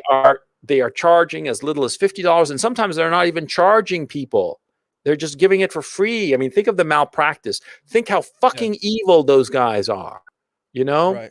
Me officially, I say that these fuckers are evil and they should be hung and quartered. Yeah, that's what I think. Yeah. Yeah, and I think that you should be going to your local doctor and talking to your local doctor, to your family physician, and finding out if there's any one of these bastards who's handing out these fake certificates of vaccination. And you should confront him. Yeah, confront him and say that this is wrong. Yeah, that's what I think you should do. And you should search high and low for these evil doctors who are saying this, who are doing this, rather, of giving out these fake vaccine certificates. Yeah, they're evil. They hurt society. That's what I think. And I'm sticking to that. Okay. Yeah. Also too, obviously a lot of young guys are on your channel. I would say, like, I'm not super young. I'm about 30. Before all this shit was going on, I had a lot of success doing music, and I was doing some YouTube stuff and had some success there. And I was very motivated and driven. And as this shit's kind of been going on, especially after COVID hit, I feel like a lot of men have found lack of motivation and depression. I know for me, it took me into a tailspin. I started drinking heavily again just because my business went down. And then I'm watching your videos and seeing the grim reality of the future. And I know you say things aren't going to get, they're going to get bad, but not to the, like, probably not super bad, but they're going to be pretty shitty. How would you go about finding motivation as a younger guy, especially in the United States, about just trying to build your future in these uncertain situations? Well, my thinking is that whenever I'm depressed, I travel. Okay. And if you're really like stuck and you hate where you are in your life, I would just pack up all my shit, sell as much of it as I can on Craigslist or some shit like that, right? And pack up whatever is really important to me or whatever is left over, put in some storage facility and pay off that storage facility for like a year or whatever, so you can just forget about it. And then I would just travel as far as I could. Get in my Range Rover like you and drive all over the world. Fuck yeah. Yeah, dude. That takes some balls. I've thought about that. I was like, man, like, because I felt like that too at times, and I'm like, that takes some balls, just it doesn't take that much balls. It just takes just doing it, just going and doing it. Okay. Well, I would just say for me, because I was different than you. Like you grew up all over, you traveled. I grew up in a single mom household. My mom coddled me like she was from Germany, born and raised there, and came here. And I've traveled to different places, but I never moved out of my home state. So I think for me, it's a little harder it takes more balls for me than it would for you. Well, if I were you, just put it this way: say to yourself, "Look, I'm here in Washington State. I'm in Olympia, and so good." And say to yourself, I'm going to go down to Florida. They say Florida is just great. Okay, awesome. I'll go to Florida. Instead of getting on a plane, I'll just drive down there. And as I'm driving, I'll hit all the sites. I'll see the Grand Canyon. I'll go to Yosemite. I'll go to all the shit, to see it. I mean, you're living in an amazing country. You might as well fucking see the fucking place, right? Instead of just flying from here to there, actually see it. Okay. Yeah. And don't just take the interstate, take the secondary roads to see stuff. To tell you the truth, the times that I drove around in the US and Canada, the most interesting stuff I came across was when I was on the secondary roads, the smaller roads. The interstate, it's just a highway and you don't see shit.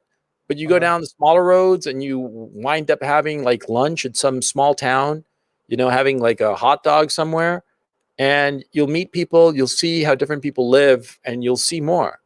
And you should do that. And it's not expensive and it's going to be worthwhile. Go down to Florida, check it out.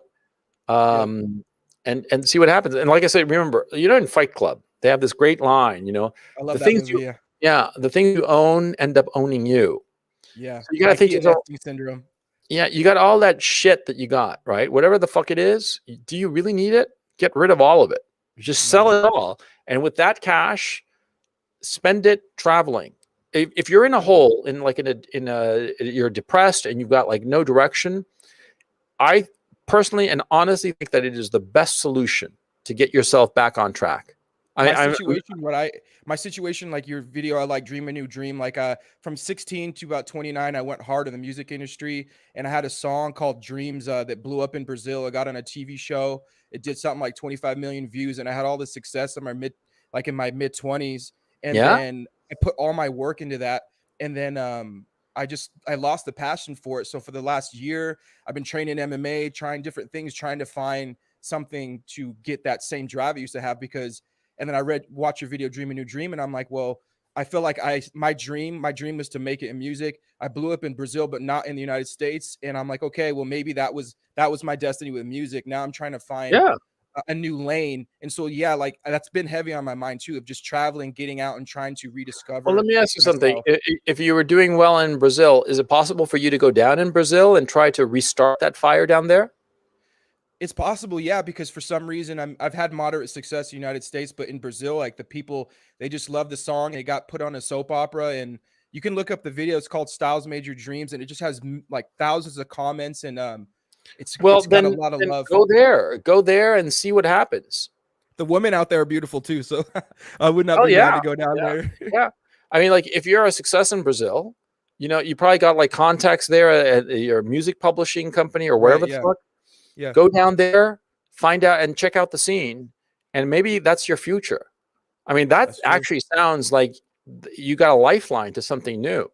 And it would be a new challenge, and you go down there and it's new people, a new language, a new everything.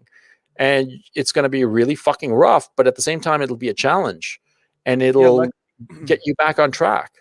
And luckily, I have a good friend down there who I work with who's in the industry too. And what the fuck are you doing in Olympia then? Well, I was telling before COVID, I was like, dude, I want to come travel there. And he was like, yeah, I'll take care of you, man. I'll show you how to go about doing stuff. Then what the fuck? All right, I'm gonna go. I'm gonna hang up on you, and you better be on a fucking plane. Man. I have one last question. Like in Fight Club, you know, I know where you live. You live in Olympia. If you're not on a plane to Brazil by next week, you know, I'm gonna kill you. I'll shoot you. Yeah, dude. No, it's true. I appreciate your help, man, and I'm gonna take that to heart. My last question would be, I grew up in my dad is an active drug addict. My aunt died of a drug overdose. My whole life I never was into drinking or drugs, and because of that, my dad was always like, "Don't be like me." So I always was trying to be perfect, and that doesn't work out. And after losing a lot of people in my family, a lot of crazy deaths happened, and I started drinking heavily, especially after the success I had in Brazil, and I felt kind of lost. And I started drinking, and so the last couple of years, it's been intravenous, long times of sobriety to drinking, and then I got with the wrong crowd, and they introduced me to Coke, and I wasn't doing it all the time, but just like you know how that goes. I'm sure you've been down that lane. And so I know how it goes. I've seen people who go down that Coke lane. Yeah, Coke is a bad place to be. Yeah, I never went full in. It was just like half a gram when I drank every now and then. But I see all my friends who some of them are successful, and they're just going down that lane, and they're some of them are cool. What's the question? The question is, how do you go about breaking bad habits? How have you learned how to break bad habits in your life? I just don't expose myself to temptation. Okay. Simple as that. It's not complicated. My problem is cheeseburgers. Not kidding. Double cheeseburgers that with bacon. That's me. That's my addiction. Okay. That's why I'm kind of fat, because I've gone through periods of just like, I got to eat 2-3 of those fuckers every night for a week. Okay. Yeah. And so, just don't expose myself. Just don't go near it. Okay. And right? just distract myself. Just distract myself, Yeah. And I know it's tough, but if you make it a habit to distract yourself whenever you have an urge for something, eventually you forget about the original urge. Okay. And that's what I've noticed. Okay. Yeah. That's what you should do. Go down to Brazil, man. I hope you do well. Okay. Thanks, Coach. I appreciate it. Take care. Take it easy. Elliot, sorry, man. I hit the wrong button by accident. So here you are. Elliot, you there? Hey, no problem. Nice to hear from you. Nice to hear you too. So keeping straight to the point, talking to you from Baltic states, Eastern Europe, and which one? Lithuania, Vilnius. Lithuania, yeah. So basically, in the last video, you talked about like we should probably look up like Asian girls, because like Eastern Europe girls are Yeah, so much, it was just a suggestion. It's not like a All hardcore like you must do this. But American girls are forbid. How are Lithuanian girls? You tell me. It really depends. Like the They girls look from hot. They look like hot. yeah. So basically, the city, well-educated ones are pretty Americanized. I would say like Yeah. Western values, but like rural ones are sort of kind of like more traditional. So I would say Okay. it like depends. There's a spectrum. I would say that. But there's not a lot of them. So like most of the ones I meet are more like Western values. Oh So boy, so that kind of sucks. it kind of does. So I was like kind of wondering about like the Asian, like when you mentioned. So let's given the hypothesis that we like would look up Asian girls, and I was kind of wondering, since most Asian girls have like families in the Asia, like in their home country, for example, China, Hmm. and the question is like, would it be possible for like the communist states to like hold, I don't know, like in a hypothetical situation, like I have some position of power, let's say many years into the future, and like then the state can use the family of my girl as a blackmail against her or against Oh us. no, don't worry about that. Like, like be You're like paranoid or not? way, yeah, way paranoid. Okay. All right, all right, I mean, unless like you're like right now, like the son of the president of Lithuania or some shit like that.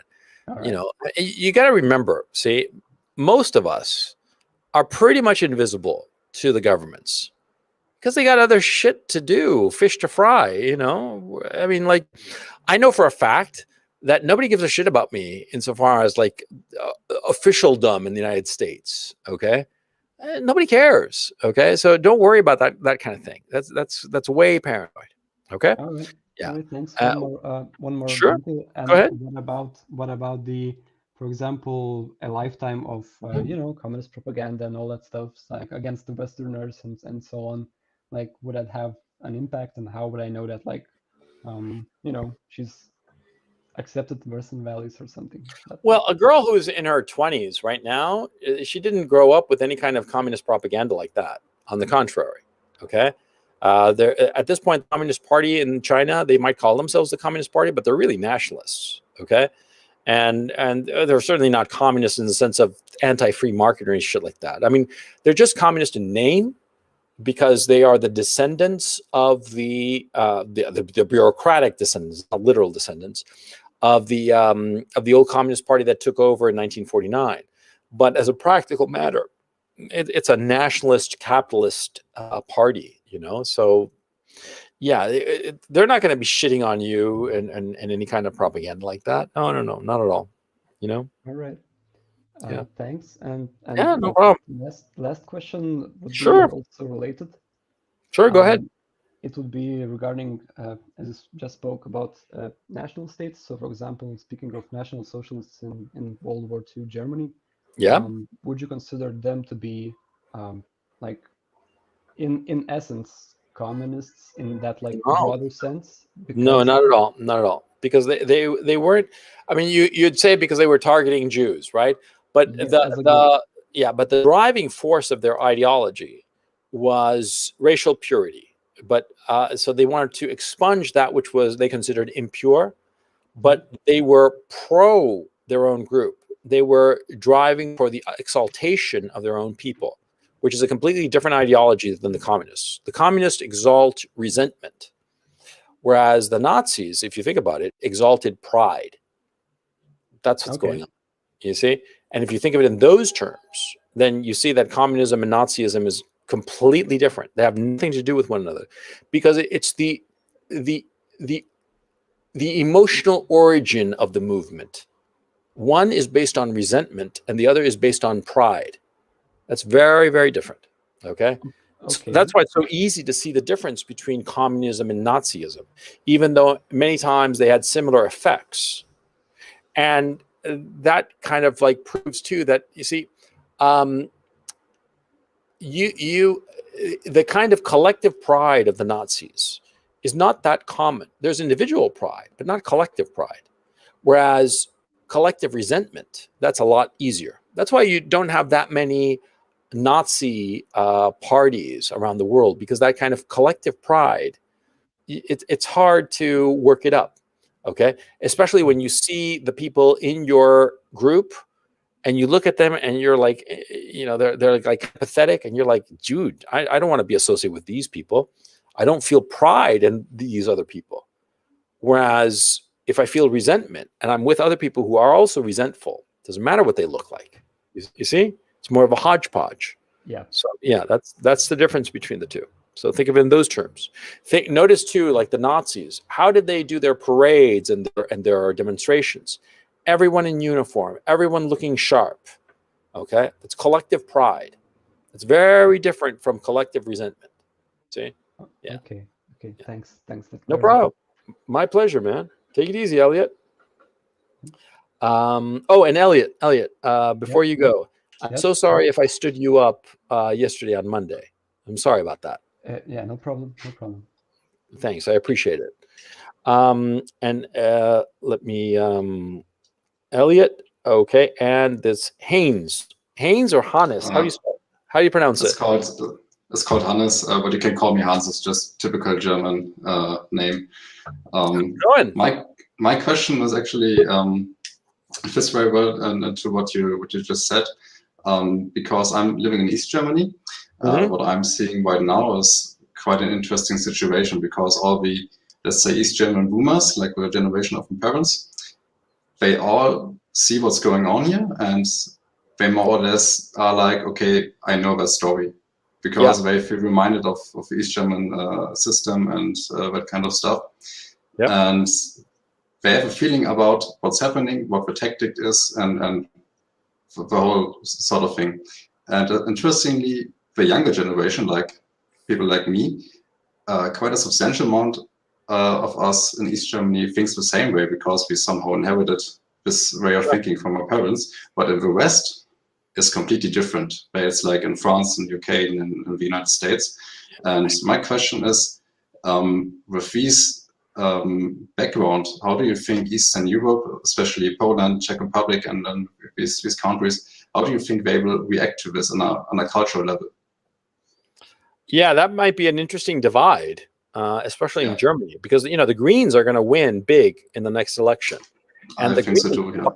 They're fucking communists. Okay, they're just all kinds of resentful. Okay, they channel it through the environment and shit like that. But remember when Greta Thunberg was like talking on the TV and said, "How could you? You've stolen my dreams," and all that shit. Okay, what was that all about? That was her channeling her resentment, probably her resentment towards her parents who have manipulated her all of her life, channeling that resentment towards this whole, green movement, climate change, all that bullshit, right?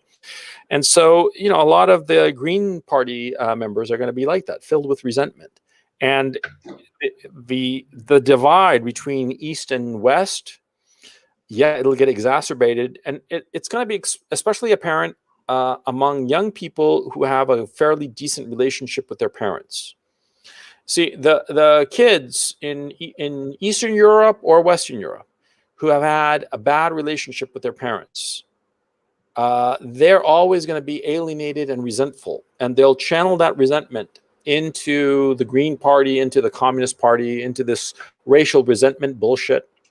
See, you have to, like I insist, you have to understand, the resentful gravitate to one another, okay? And they're not a big majority. No, they're not a majority at all. They're a relatively small group. If I had to guess, I'd say they're never more than, say, 20% of the population, even in the worst case scenario. But they have a very strong appeal because they appeal to people's compassion. And it's so easy. There's a book by Stefan Zweig called "Beware of Pity." I don't know. Maybe you were assigned that in school. If you weren't, you should read it. It's about this. It's about how pity can be used to manipulate people. Okay. It's about this crippled girl who falls in love with this man, and he's not in love with her. He's a school teacher. He's her tutor, I believe. And she manipulates him, and well, tragedy ensues. It always does. And the point I'm trying to make is that, see, pity and compassion are the weapons that are being used by these communists. Pity and compassion, and they are manipulating people's pity and compassion to get political power. And you who are in the East, who have a good relationship with your parents, and perhaps your grandparents as well, and so they've told you, and so they see what's coming. Yeah, you'll know what's going on. And what I'm telling you probably confirms a lot of things that you've already been told by your parents. Okay? Yeah, pretty much. Yeah. And so what you have to do is tell your peers. How old are you, by the way, Hans? I'm 25, and much of my peers here, I'm living in not in a big city, but on the countryside, at a very small university, and pretty much most of the people here on a more conscious or subconscious level, they think the same way as we do, because like I said, it's completely true. They know it from their parents, from their friends, from their grandparents. They know what's going on, and they have a gut feeling that something is going the wrong direction. Some of them know the mechanisms behind it. Yeah. And yeah, what is interesting here, in my federal state in Saxony, we have like 25–40% of people voting for the AfD, which is the right-wing opposition party. Yeah. And the interesting thing is, and it's pretty much what you say, they are resentful against the left-wing mainstream, but then they start to fight each other, because you have a more national conservative wing in that party, you have a more libertarian wing, and they don't work together. So they split themselves, but the left, the Green, the Social Democrats, the actual communists, they work together, so they can use all their forces to push towards the same goal, while we on the other side, we are fighting each other. And this is pretty damn stupid. Yes, it is incredibly stupid. And it's very clever of the left to have demonized the AfD as much as they have, because it becomes a unifying force for them. Because all the leftists are like, okay, let's stop fighting because we have these Nazi, evil, fascist AfDs that we have to fight. And it unifies them. Whereas the right keeps on fighting with one another, stupidly. And over petty bullshit, that's the worst part. It's not over like big stuff. It's penny ante shit. I mean, things that nobody cares about, right? That aren't important. It's really ego. And so, look, I would suggest that the smart thing to do would be to anybody who's like on the fence of the young people, you have to gently show them the error of their ways. And this whole climate change bullshit that they're bringing on next, because it's coming, right? Because it's so much bullshit. It's just so much complete bullshit. Okay. I'm a geologist. I know that it's funny how you can. How you can believe that CO2 only is the main driving force behind all of this. It plays a role, but it's not really the only thing. No, it's not only the only thing, but climate changes all the time, and the sun actually plays a much greater role in our climate than CO2 or methane or any of the other greenhouse gases. But and also historically, we know in the relatively short past that there have been wild swings of global temperatures, and it has not caused the devastation that they're claiming. It's just a way to scare people and keep them in line. And so anyway, the point I want to make is that if you are, what you should be trying to do is convince everybody that you meet that might be on the fence, bring them over to your side, but gently. Okay, gently. And the thing that I think is most effective is to make them see how it's resentment that fuels the communists and the climate changers.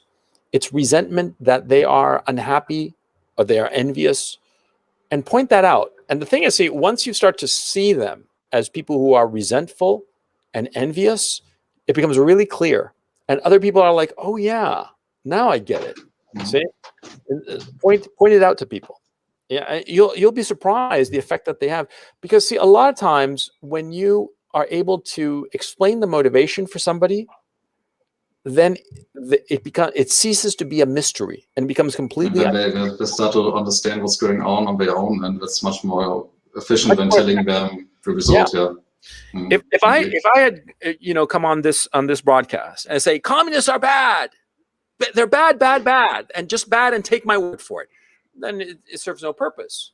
But if you understand the emotional motivation of the communists, then you're like, oh yeah, now I get it. And you've probably had experiences where somebody was a hardcore leftist, and you realize that their motivation had nothing to do with politics and was something completely different. And if you realize that it's envy and resentment, often resentment that has nothing to do with the situation at hand, then it becomes clear. Like Greta Thunberg, her, how dare you, how could you, and all that bullshit, that resentment, that anger, it's nothing to do with climate change and everything to do with her upbringing. Yeah, once you realize still there are people who believe in what she says and take it serious. And I know some people, West Germans, to just say that like 60, 70 years old, they have a quite interesting life. They are very smart people, they're very rich people in some cases, but they take that shit seriously. And I'm just like, I'm 25, I know that this is bullshit, and you are twice my age and you take this seriously. How naive are you actually? No, I'm not kidding.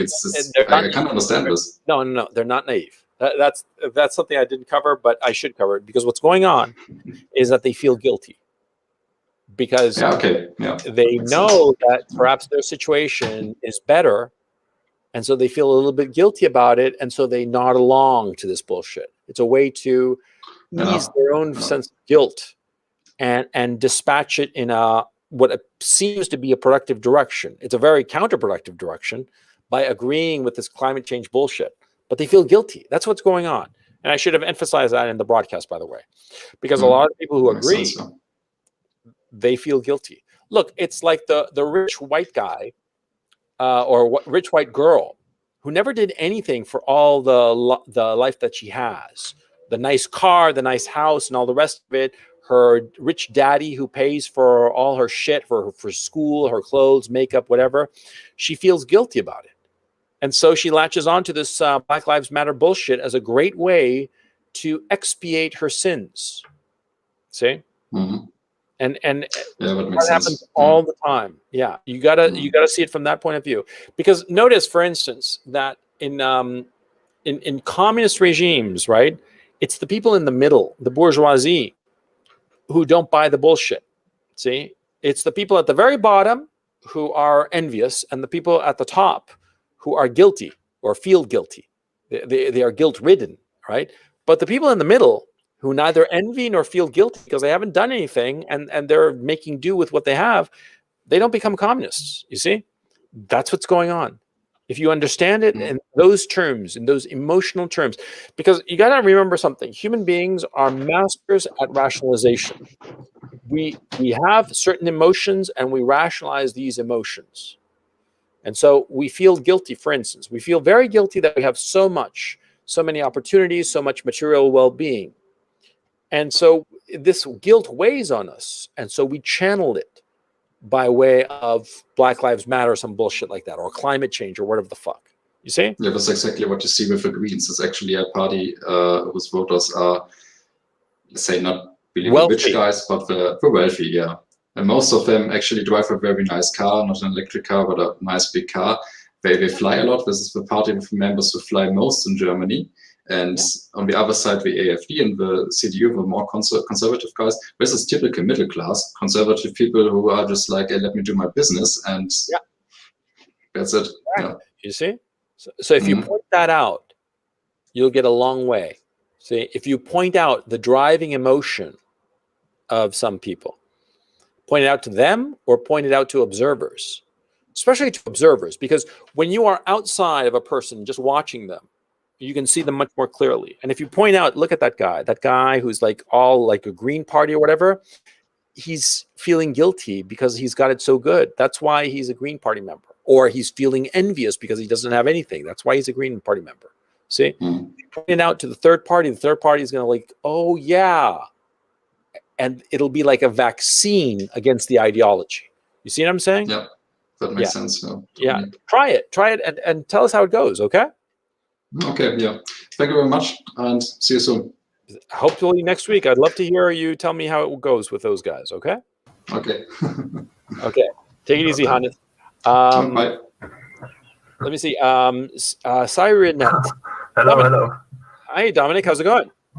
Oh, it's finally good to see you live, I guess. Yeah, it's good to see you too. Where are you at? I'm actually from West Germany, so to be Oh, you're in West Germany. Yeah. Also, you're one of the people that Hannes was complaining about. No, I would. I don't think No, so. I'm just teasing. I'm just teasing. But I can feel his resentment. So what's on your mind, my man? I actually wanted to talk about basically the origin or possible solution to the topic of communism, or I think the rise of communism in this age. I feel like most of it is caused by the aggressive neoliberal agenda that was pushed in the last couple of centuries. So well, no, hang on. It wasn't pushed in the last couple of centuries. It's been pushed really for the last 40 years. Okay, starting in 1979 with Margaret Thatcher, and it was pushed even more by Reagan in the United States in '81, but especially somebody that they don't bring up very much is François Mitterrand in France, starting in 1984. François Mitterrand was the president of France, and he was a socialist. But starting in 1984, I believe, he turned hard right, hard neoliberal, because he wanted to shore up his political position. And that's why he started becoming a lot more right wing. You know, he was elected as a socialist, but he became a neoliberal. And he was the first of the left wingers who became a neoliberal. And he was followed, of course, by Bill Clinton in 1992, and then Tony Blair in 1996 or 97. I always forget when he was elected. But yeah, that was basically the evolution. But I'm sorry, I cut your flow. No. I mean, I'm not so well read in history, so don't need to apologize. You know, because do keep in mind. See, I was alive when that shit was happening, and so I listened to it. And you're a young guy, and of course for you it's like history. So I'm still trying to figure all that stuff out with Gulag Archipelago and stuff. And are you reading it? No, I mean, my cup of tea is more like the podcast stuff that Rose, and it's such a different kind of media. It feels so easy to listen to, like it is 4 hours of conversation. It is. I would recommend that you do this then. If you want to get a real sense of communism, there's a book that I would recommend to everybody called the Black Book of Communism. It was published in France, and it's in translation, and it's like an overview of communism. Who wrote it? It was a bunch of writers. Okay, it was like a group of writers, and so check it out. Called the Black Book of Communism. Right. But anyway, let me note that. No. Yeah, I'll post it here. I'll put it on the chat. Black Book of Communism. And somebody in chat, I'd appreciate if you guys would, there it is. I put it on screen. The Black Book of Communism. And chat, if somebody could look it up real quick who the authors were, and I'll post it. If you could put somebody in chat, put the name of the book and the name of the authors, and that would be great. So anyway, Dominic, what's on your mind? Anyway, to my question, my original. So just let me ease it out a bit. I didn't really, or I don't really think like we can stop the whole conversion between left and right anymore. But what I would like to think about is how can we maybe fix that issue? Like if we assume we get to a conflict and then things start to get better, we still have the predicament between uncontrolled, I would say, capitalism, or somewhat uncontrolled, versus the problem of wealth inequality that arises of that, and the resentment and whatever that arises from that again. So we are kind of stuck in a cycle, basically. And I was like thinking maybe you thought about that, what's your mind on capitalism in general? If that's, I mean, I think it's uncontrolled at the moment, and it's more damaging to society than or that's the reason why the resentment is there, basically. Yeah, I agree. I'll tell you. Okay, first of all, we have to identify it's not capitalism. It's a certain form of capitalism called neoliberalism. And what's important about neoliberalism is one of the precepts of it is that it basically says that monopoly power is okay so long as it drives down prices. Now, I personally am very much opposed to monopoly power because I believe that monopolies are more efficient than competition, because competition is inherently inefficient. It's very destructive because they are monopolies. They're a single participant. They are far less destructive and therefore far more efficient. But the problem is that when you have a monopoly, you have a trade-off where one individual or the owners of that particular company wind up with not only disproportionate wealth, but also disproportionate power, a power that can rival the power of the state. And so my thinking is that we should do away with the protection of monopolies, and the state should go out of its way to break up monopolies and to make sure that no monopolies are allowed to grow as they have been growing over the last 50 years. You see, it was Alan Greenspan in an essay in 1964 who first espoused the notion that monopolies were potentially beneficial to an economy, and that so long as the monopoly was not exploiting the consumer and was delivering cheap goods, then a monopoly was okay. But what that's led to is this incredible concentration of wealth. Another problem that's been going on is the cheap money product of low interest rates. These low interest rates have taken advantage of the deflationary pressure of increased productivity that's been brought about because of the communications technology, i.e. the internet. And because of this deflationary pressures, it's allowed for money to be extremely cheap. And this cheap money has allowed for a lot of malinvestment and a lot of accumulation of excess wealth. Now, if you do away with monopolies, and rather than have the central banks set the price of money, you allow for competition insofar as the price of money, because interest rates are the price of money. You know, it's the cost, what you pay to borrow money. That's what interest rates are. And see, interest rates, in any market where supply and demand is allowed to function properly, you will find an equilibrium point, the point where the supply and demand curve intersect, right? But when you have a outside player that is essentially putting its thumb on the scale and tipping the supply and demand curve, then you're going to have market inefficiencies. And that's what the central banks have been doing. They have been setting the price of money by way of the interest rates too low. And this has created a whole bunch of malinvestment.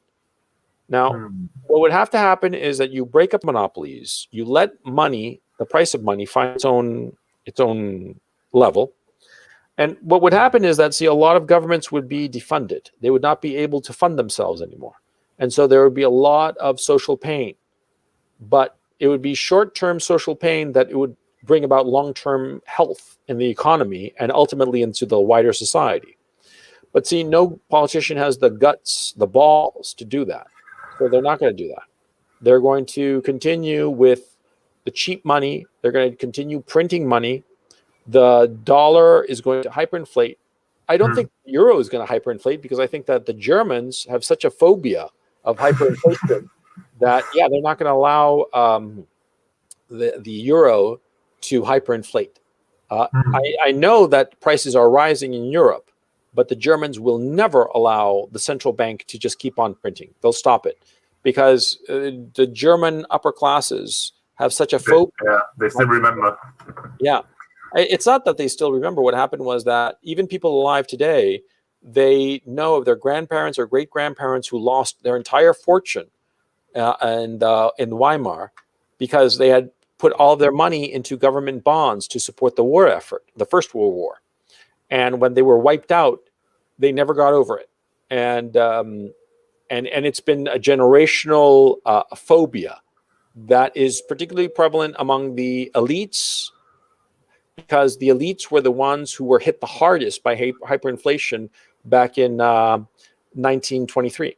And so that's why in Germany they'll never allow it, because it's just so traumatic to such a important social segment of the country that will never allow it. But anyway, you were asking solutions to the problems, and I'm telling you the solutions is to let the chips fall where they may. But you got to remember something.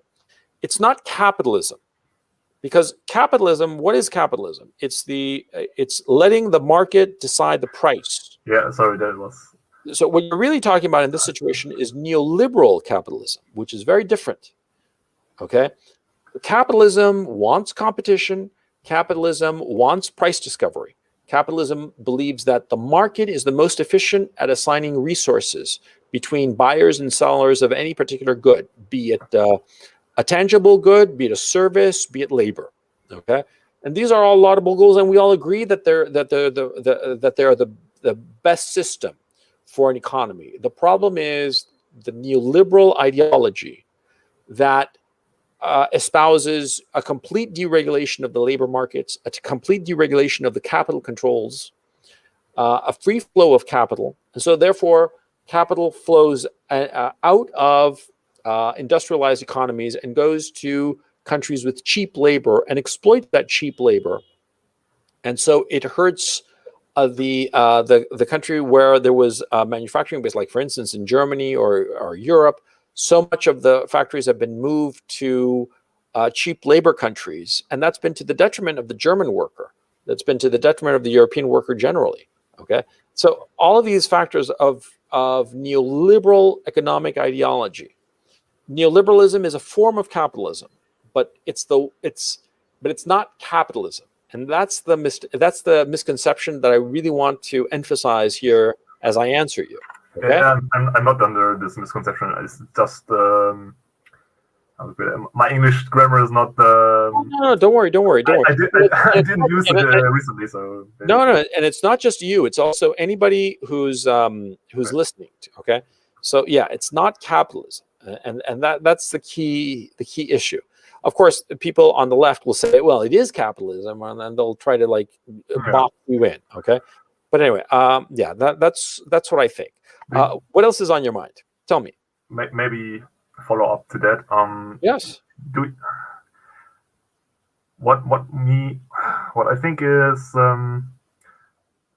if we basically let capitalism in its pure form, like price and demand, if we let that decide the prices of everything, I think we still end up with a tendency that monopoly arises. And basically when I understand you right, that you want the state basically to interfere with that and try to be diligent enough to pursue fair fair competition. Yes. And without any arising monopolies. Yes. Do you think the state itself, or the system of the state, like not as it's now, but in the future perhaps, can be dynamic enough to regulate that? Oh yeah. Because I always felt like the state is too slow. No, basically. it used to do that. The state, I don't know about German law, but at least in American law, there was the antitrust division of the Department of Justice, and that was their job. And they would look at every industry, and they had an arbitrary percentage limit that they did not allow any company to cross that limit. It was different percentages for different sectors. What happened was that, though, they did those antitrust departments were very good, but at the same time, there were other departments in the American government that would try to control the economy in detrimental ways. This was especially true during the 1930s, and it actually exacerbated the Great Depression. They made it longer, but that's for another conversation. That the government can police the free market and make sure that no company becomes a monopoly player, a dominant player, they can absolutely do it. It's fairly easy, fairly straightforward. Because breaking up a large company is not a difficult thing if you have simply because it just becomes an algorithmic thing. You just say any company that has more than 15% of sales, cannot cross that limit of 15% of sales. If they go beyond 15% of sales, they have to be broken up or limited in some other way. And done. You know, I mean, you just set arbitrary limits for every industry, not for the sake of being arbitrary, but for the sake of engendering competition.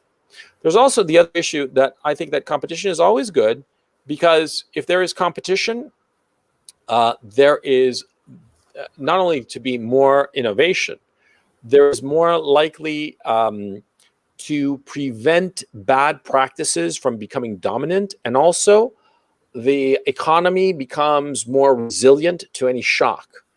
Because, like, for instance, to give you an example, right now, because of the idea of comparative advantage, because all of this comes from comparative advantage, and comparative advantage as an economic concept is the core rationale for allowing monopolies. And so comparative advantage has made everybody decide, okay, we're going to outsource our semiconductor manufacturing. And right now, Taiwan, of all places, is a dominant manufacturer of semiconductors. But because of this, it's a single source.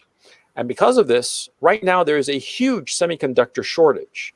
And because of this, all kinds of industries, farm equipment, cars, computers, all kinds of stuff are on back order because there are not enough semiconductors for all the demand that has arisen now at the end of the COVID-19 lockdowns, right? And so because of this increased demand of the of semiconductors, because there's only a single manufacturer of semiconductors, see, you are dependent on that lone provider of it, in this case, Taiwan. But if you have, if you never allow for any monopoly to develop, if you make sure that every market is broken up, so you have multiple suppliers, then the system as a whole becomes more robust. And so if one manufacturer fails or can't meet demand, there are going to be other suppliers who will be able to do so, and the system as a whole will not suffer. But right now, because Taiwan is the dominant, almost monopolistic supplier of these semiconductors, right now you have all these supply chains across the globe that are essentially halted because of this. And you see, that's why I'm so opposed to monopolies. That's why I'm so opposed to the naked implementation of comparative advantage without thinking through the long-term health and robustness of the economic system. Yeah. I agree on that. Yeah. I agree totally on that. What do you study, by the way? At the moment, I'm a software engineer. Yeah. So I have like 1 year of practice at the moment, so I'm fairly new in the job. And where are you living? You know, because I assume that you're sitting at your desk with your bed right behind you. It's my home office, man. Yeah, Western Germany, just my little basement, basically. Yeah, it's rough. I mean, it's cheap. Rough. What can I say? No, it's cheap. Yeah, you got to do what you got to do. And secondly, in like evening school, like tomorrow I have my final exams on that. I am basically doing something. It's called in German Betriebswirt, which is basically a bit higher than bachelor in economics. So basically, I like for 3 years I paid myself with learning economics in the evening, and yeah, doing that part-time with my job, basically. And tomorrow I will be finished, and then I don't know, I need to search for something else to torture me. Well, good luck on your exam, man. I really mean it. Yeah. Thank you. Yeah. Chat, why don't we give Dominic a +1, you know, wish him success. Give him, or a thumbs up, or you know, wish poor Dominic success on his exam. And yeah, and go and study, for crying out loud. Yeah, I will do that. I will read more. Yeah. Okay. Thanks you so much for coming. And Dominic, if I stood you up yesterday, I'm very sorry about that. Oh no, but don't worry. I'm just searching your videos sometimes. Yeah, I'm so glad you came, and I look forward to seeing you again. Take it easy, Dominic. See ya. See ya.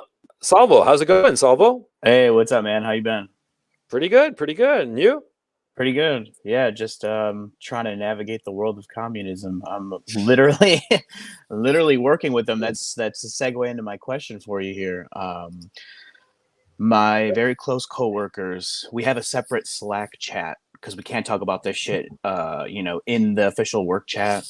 And all three of them are hardcore communists. Hardcore. And I'm the odd man out. I actually, and my boss is in there, and we're pretty cool. They just try and like beat on me, and basically it doesn't work. I don't give a shit what they say, but the really fascinating part about the reason why I constantly stir the pot with them, and they just take the bait every time, because I just think it's fascinating how they react to what I'm saying, as if they paint themselves as if they're the victim. They like live in this inverted reality, and I just don't. I want to know what your thoughts are on that, because it fascinates me. Their take on reality is just insane. Do you have an example? Yeah. So let's just say the narrative of like, conservatives are getting censored everywhere. Let's just take that whole agenda. They're saying that it's the opposite. They're saying like leftists are getting, they're saying leftists are, they're saying that, and capitalism is evil, all this stuff, but they're saying that they're always the victim, and they trust the government. They're always simping for the fucking government, dude. So I don't ever expect to change their minds. Think about it. Imagine yourself, you're a victim. Okay. Mm-hmm. You're a victim. And so you're pissed off that you're a victim, right? And so you have an outlet for your resentment by claiming to be a victim. See? Mm-hmm. Think of it in those terms. Okay, like suppose the following. Suppose that you had a shitty upbringing, your parents divorced, and it was rough on you, and that kind of upbringing that's no fun at all and causes a lot of resentment. I mean, you love your parents, but at the same time you kind of hate them. You're resentful of them because they used to be married, but then they broke up, and you had a happy home life, but then it got ruined because of their divorce. And so you love your mom, you love your dad, but you kind of hate them too. So how do you express that resentment, that those very complicated and very human emotions? Well, you try to channel it into some outlet of some sort, okay? Because those are heavy emotions. And there are some people who are able to reconcile themselves to those heavy emotions and realize, yeah, I love my parents, but at the same time, I kind of hate them. And it's kind of like a complicated relationship. And it'll always be like that because, once I was very happy with a happy home life, and then they broke it up, they fucked it up. And so I always love my parents, but at the same time, I kind of hate them. And that's how I'll have to just live with it, right? A few people can do that. But most people can't. Most people have to channel their resentment somewhere. And they don't want to channel it at their parents, because then they'll scream at their parents and be just incredibly angry. And so some girls, for instance, get into anorexia or cutting themselves as a way to relieve themselves of their resentment. Or they might find some cause that gives their life and anger some meaning. And so, like I'm a teenage girl. I'm a 20-something-year-old girl. My parents were married and they were all happy, but then they divorced. And I live with my mom, and my mom got remarried to a stepfather who was kind of grimy and kind of didn't abuse me, but it was always like this weird, creepy feeling. And I was always resentful towards my mother, even though I love her, resentful towards my dad for not protecting me, even though I love him rather. And so I'm this 20-something-year-old girl, and I have all this resentment. And, I'm a white girl who's lived in a lily white environment, and everything has been super easy for me, materially speaking. And then, I hear about all this Black Lives Matter and the black people, and they're being abused, and racism and police shooting them and blah, blah, blah. And so it's a perfect outlet for all of my resentment. You see? It just can flow right out of me, and I can channel this rage and anger into Black Lives Matter, into some cause that has nothing to do with me, but it's just a conduit for my anger and resentment. And you, Salvo, I work with you, and you're not on board. These other people I work with are on board with me, but you, Salvo, you do not agree with this shit, or at least you're not saying it as loudly as I am. And of course, I'm saying it as loudly as I'm saying it, insofar as BLM and all this shit, because I don't give a fuck about BLM. I'm just letting out my resentment from other shit that has nothing to do with BLM. See? And I want company. I want people to reinforce that I'm on the right track. And you, Salvo, by not, raising your fist and saying, yeah, down with these fucking racists, we got to get them, blah, blah. By not doing that, you're making me realize that my outrage is kind of fake. You see? You're showing me up to be kind of fake. You see what's going on? I do. I get it now. Yeah. I mean, think about it. You always got to put yourself in other people's shoes and imagine the situation from their point of view. Okay? And if I'm filled with resentment, and I'm rage at the problems of my childhood. Also, maybe I'm a 20-something with $100,000 in student debt and I have a fucking Starbucks job or some shit. Then I'm uncertain, I'm angry, I'm pissed off, resentful at all this debt. And so I find an outlet for my anger and resentment. You see? Yeah. And I need other people to agree with me. And the people who don't agree with me are making me feel foolish, making me face the things that might really be bothering me. Yeah. You got to kind of like psychoanalyze these people. Yeah. Tell me about the people you work with. Who are they? I mean, I don't give a shit about their last names. Just tell me the first names and what's their agenda, their programming. Okay. So their names. It's Randy, Carl, Drew. They're actually good people. That's the thing. They're good people. Sure. I bet they are. Yeah, they're just, and I'm sure it's just so interesting because I'm sure what I'm about to say, they feel the exact same way about me, which is I feel they're extremely misled, and I'm sure they say the same thing about me. Sure. But we all, dude, Salvo, you're listening to me, man. I know. I'm turning you into a misogynist as I speak to you. Yeah. White supremacist, insurrectionist. Yeah. We're Exactly. insurrectionists. I mean, I'm Latino, but I can turn you into a white supremacist Nazi. Sure. Hey, yeah. It's my superpower. What can I say? Right. Anyway, so you were telling me about these three guys that they're great guys, but you feel that they're misled. Who's leading, by the way? Who's leading them? Yeah. I would say. Or who are they following? They're following the Communist Manifesto for sure, and AOC and they always talk about it. Always. Oh, really? Yeah, they love the whole Antifa BLM thing. That's why I say it's like I've totally infiltrated, but I've openly infiltrated. Where I'll stir. That's kind of like the 4chan thing that you were talking about. I stir. I fuck with the hornet's nest and then I just leave, and then I'll say one thing for every 10 paragraphs they send me. I send 2 things, and then I step back and just watch what happens. So it's a really interesting experiment, but be careful. It can bite you in the ass. I know.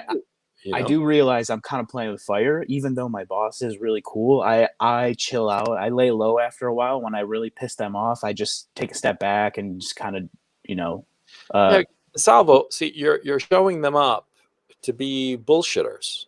Yeah. That's what you're doing. Nobody likes that. That's true. I know. And nobody likes to be shown up. Okay. So you better be real fucking careful. I mean, I know. It's all fun and games. Okay.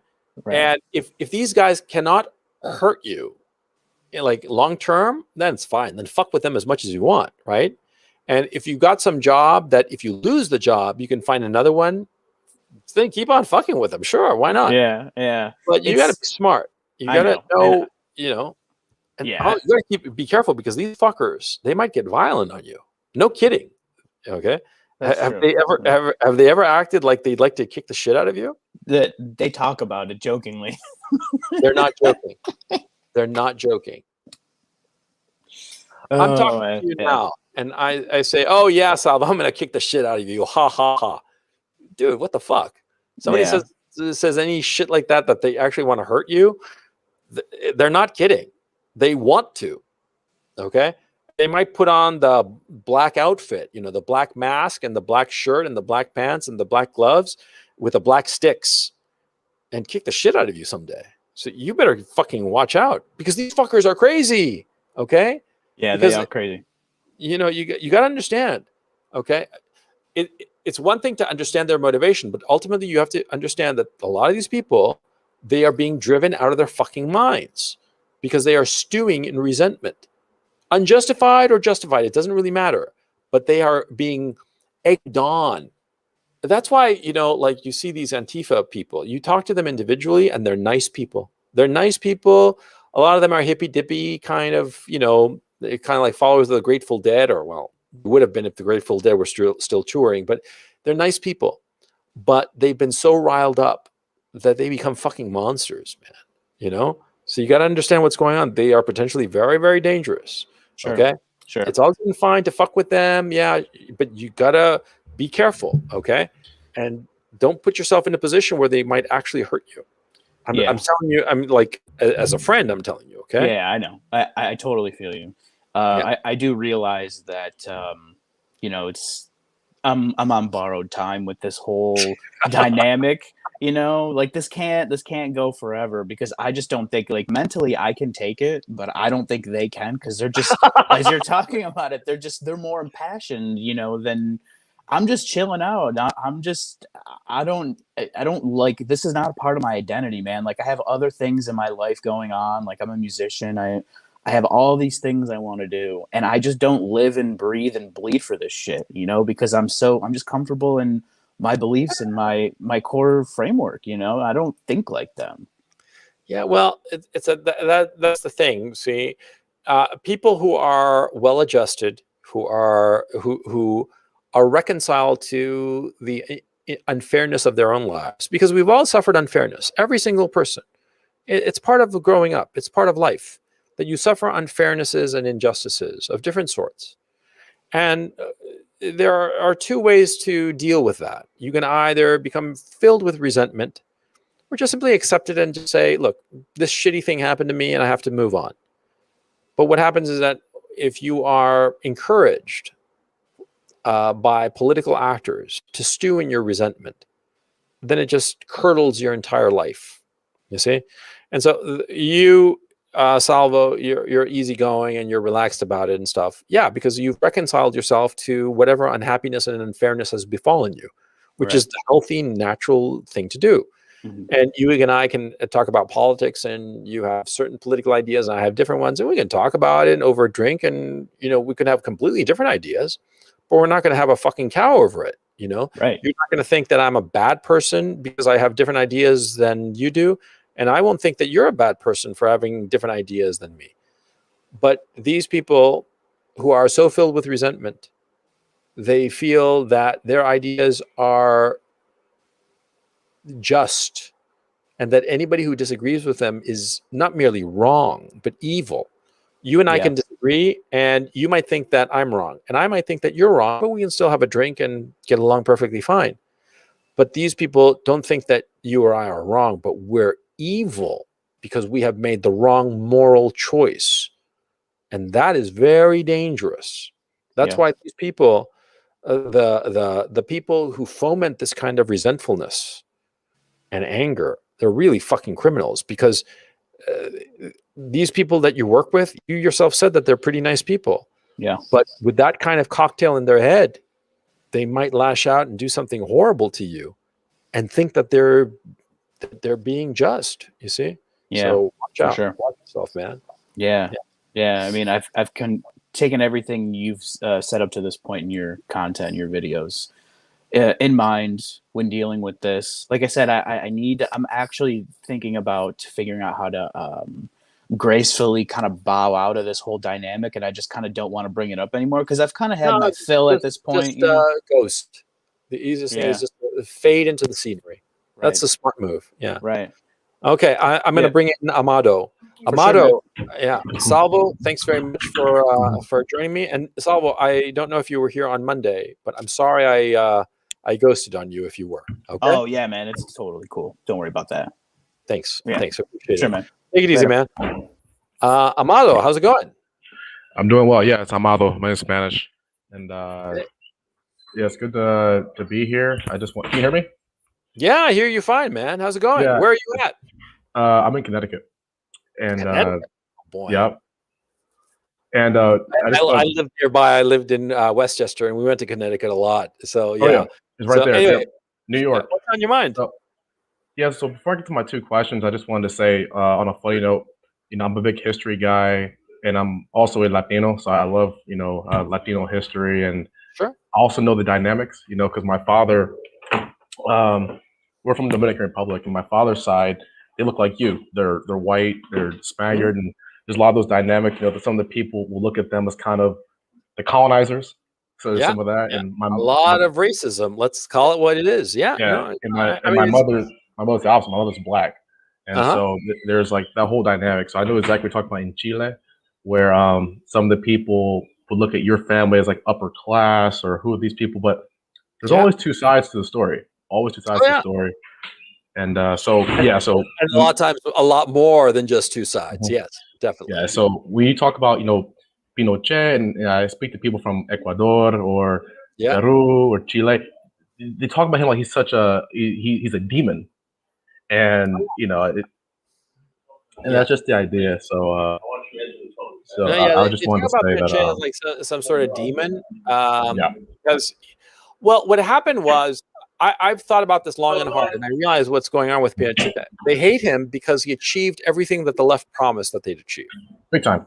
And time. that's the thing that drives him a little bit nuts. Mhm. Because during the Pinochet dictatorship, and it was a dictatorship, and yes, he did kill a whole bunch of people in extrajudicial killings. But the thing is, he noticeably improved the lives of the average Chilean.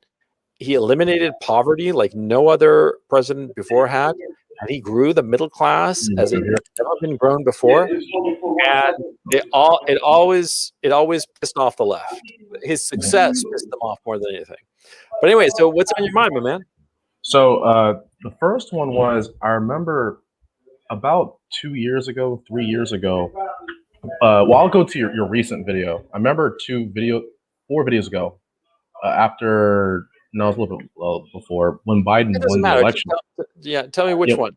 yeah, when Biden won the election, you're talking about how it's over and how we should move to Alaska. Yes. But I also remember 2 years before that, you were talking about how in your mind there's going to be a big revolution. So do you think both are going to happen? Do you think only one's I don't going to know. happen? Anything can happen at this point. Okay. I mean, like, Okay. look, it is impossible to predict the Mhm. future. Okay.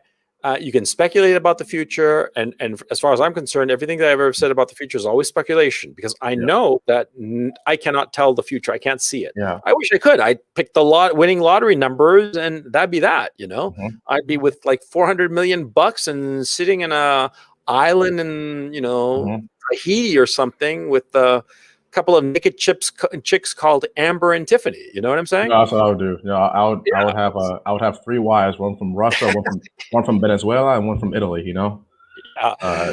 But see, nobody can tell the future. Okay. Yeah. So all you can do is keep your Mhm. eyes open.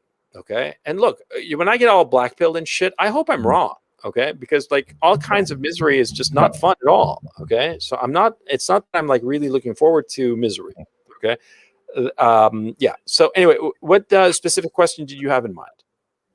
Okay, so the second question was actually to your most recent video, the one about American women. And I fully agree with that. And I know something that you're talking about. I was wondering, but what if I know you're in Ukraine, so what if she grew up in, let's just say, Uruguay? And Oh, no, dude, you got to keep in mind something. See, Okay. when I say that, American women are garbage, it really is not all women. Okay. Of course not. You throw out a generalization, Mhm.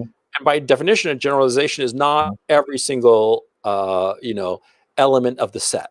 Mhm. And I'm sure that there are lots of lovely women in America who, I know lovely women. Like for instance, Brittany Sellner, formerly Brittany Pettibone. They had the channel and stuff. She is as decent as can be. She is a nice girl. Martin Sellner is a lucky son of a gun, because she is the nicest, decent, moral person. And I've met one of her sisters, and same thing. And they're like a bunch of sisters, by the way. And the Pettibone sisters, they are all decent people. And it's because they had very, very good parents. Mhm. Okay. And so you're asking me about a potential woman that you've met from Uruguay or something like that. So tell me about. For example, so I know you're in Ukraine. Would you have to relocate to where she is because America will corrupt her? Or no, as long as she's from somewhere else, it's all good to go.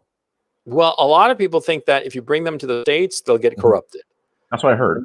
I think so too, actually. Okay. Shit. Yeah, that's my thinking. Okay. So Uruguayan women, women from Uruguay, Uruguay, it's in South America, but Uruguay is an extremely sophisticated country. Okay. Yeah, Uruguay and Argentina, they're both very European. Yeah, and Brazil too, and even Bolivia and Peru and stuff. Okay, I mean, like, there is the misconception that everything in South America is like, there are kids running down the street and like everybody's driving like a Model T or some shit like that. No, it's modern countries. Okay. Yeah. Well, you're Chilean, so you would know. I know Chile is kind of advanced. Yeah, I've been to Uruguay a bunch of times, and years ago. I mean, this isn't recent. Okay, it's just like the States, only in Spanish. Okay. So, look, a girl ultimately.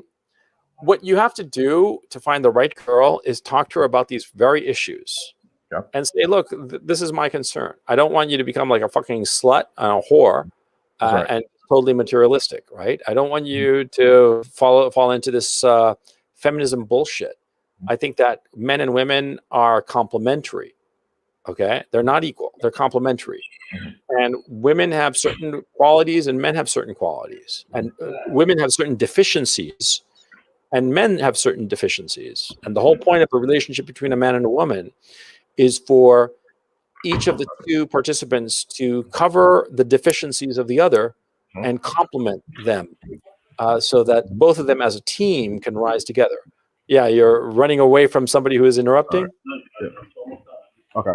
No, I'm actually at my father's office. He's a lawyer. Don't worry about it. Yeah. You're going to be a lawyer too? Oh, man. Yeah, I'm gonna take over his firm. So I hear all the time from people that I'm privileged. I don't know about hard work.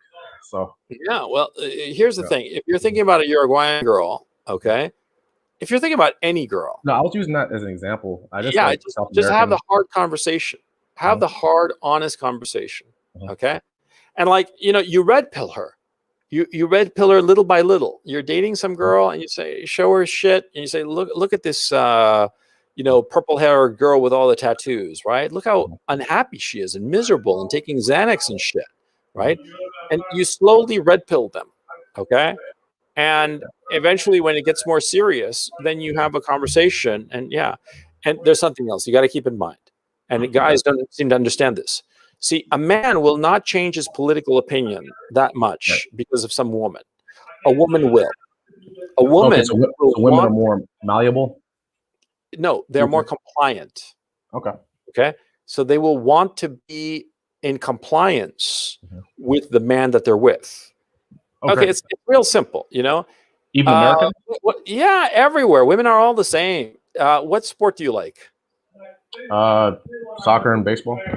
Okay, baseball. What's your favorite team? The Dodgers. Okay. You date some girl, within 2 weeks she'll be a fan of the Dodgers. Okay. That happened. I mean, it's as simple as that. Okay. Girls will change their mind about everything for the right guy.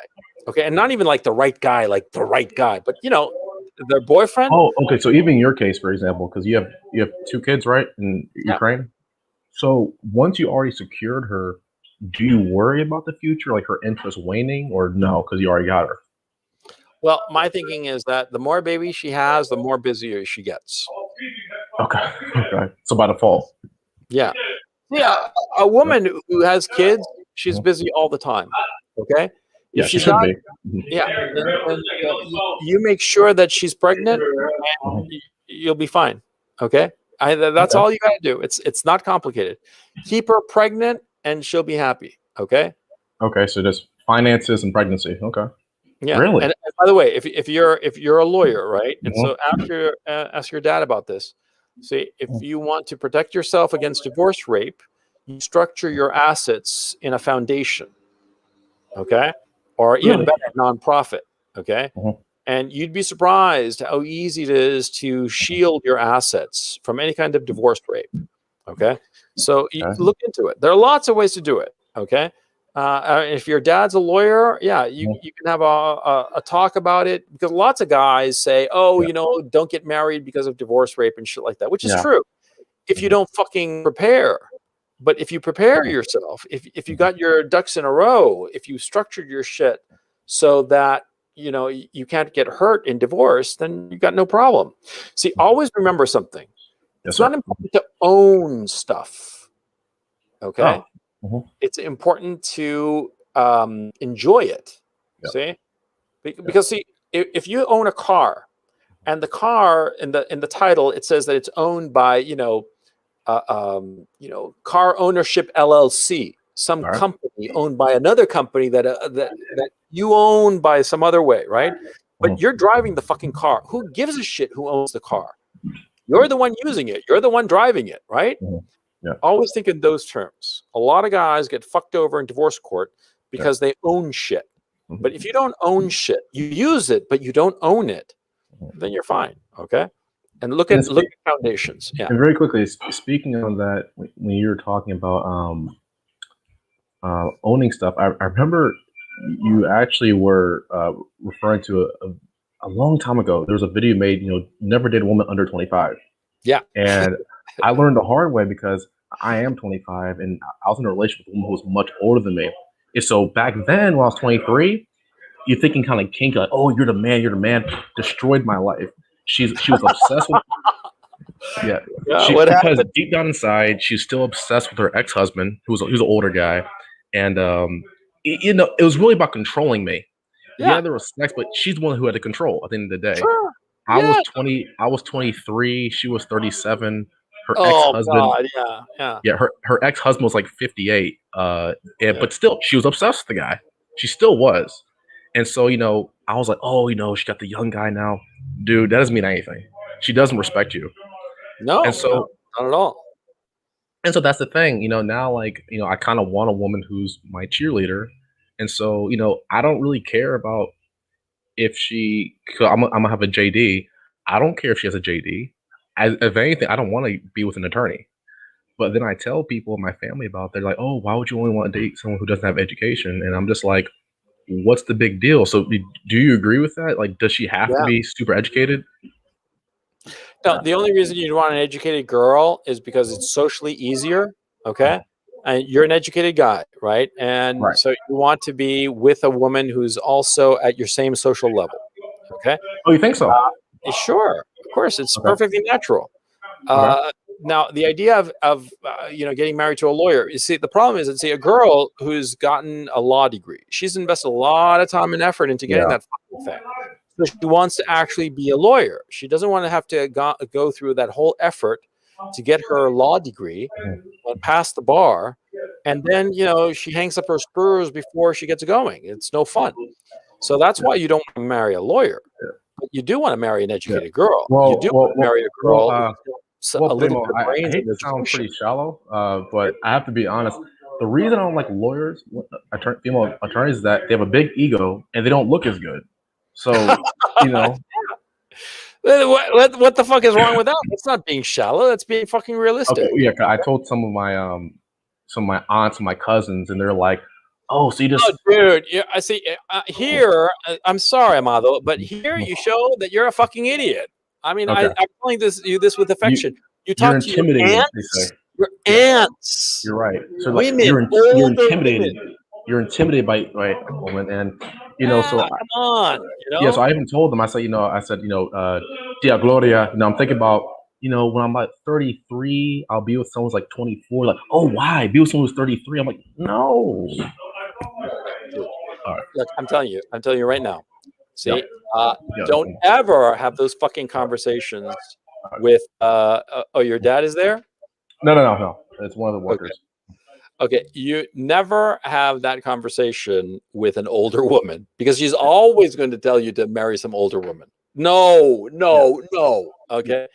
Look, but she could be with a younger guy, and there's no issue. The rule is simple, and this is a rule that I can tell you. No matter what your age, the girl that you want to be fucking and marrying, okay, should be between the ages of 20 and not more than 24. I mean, if she's 24, 24, really? yeah. Well, I mean, like, because Okay. like the sense is like you want to have her locked down by 25 at the latest. Okay. Really? Okay. Yes, that's your window. I Okay. thought you would cut it off at 28. No. Okay. No. I mean, like, of course, by definition, you marry some girl, and eventually she will become 28. But by the time she's 28, you got to have knocked her up at least twice. Okay. You want to have a couple kids. Okay. And you want to lock her down young when she's young and healthy and knock her up right away. And here's the other thing that you got to do. You're in a serious relationship with some girl, 22, 23, right? And you say, and she's going to bring up the issue of getting married. That's natural. And you're like, yeah, absolutely, no problem. But we're going to have kids. We're going to have a lot of them. And she's going to be like, nah, I don't know. I want to wait. And you're like, look, if we get married, we're having a kid in the first year, or I'm not marrying you, and I'll find somebody else. I'll see. Oh, okay. Okay. So you don't play.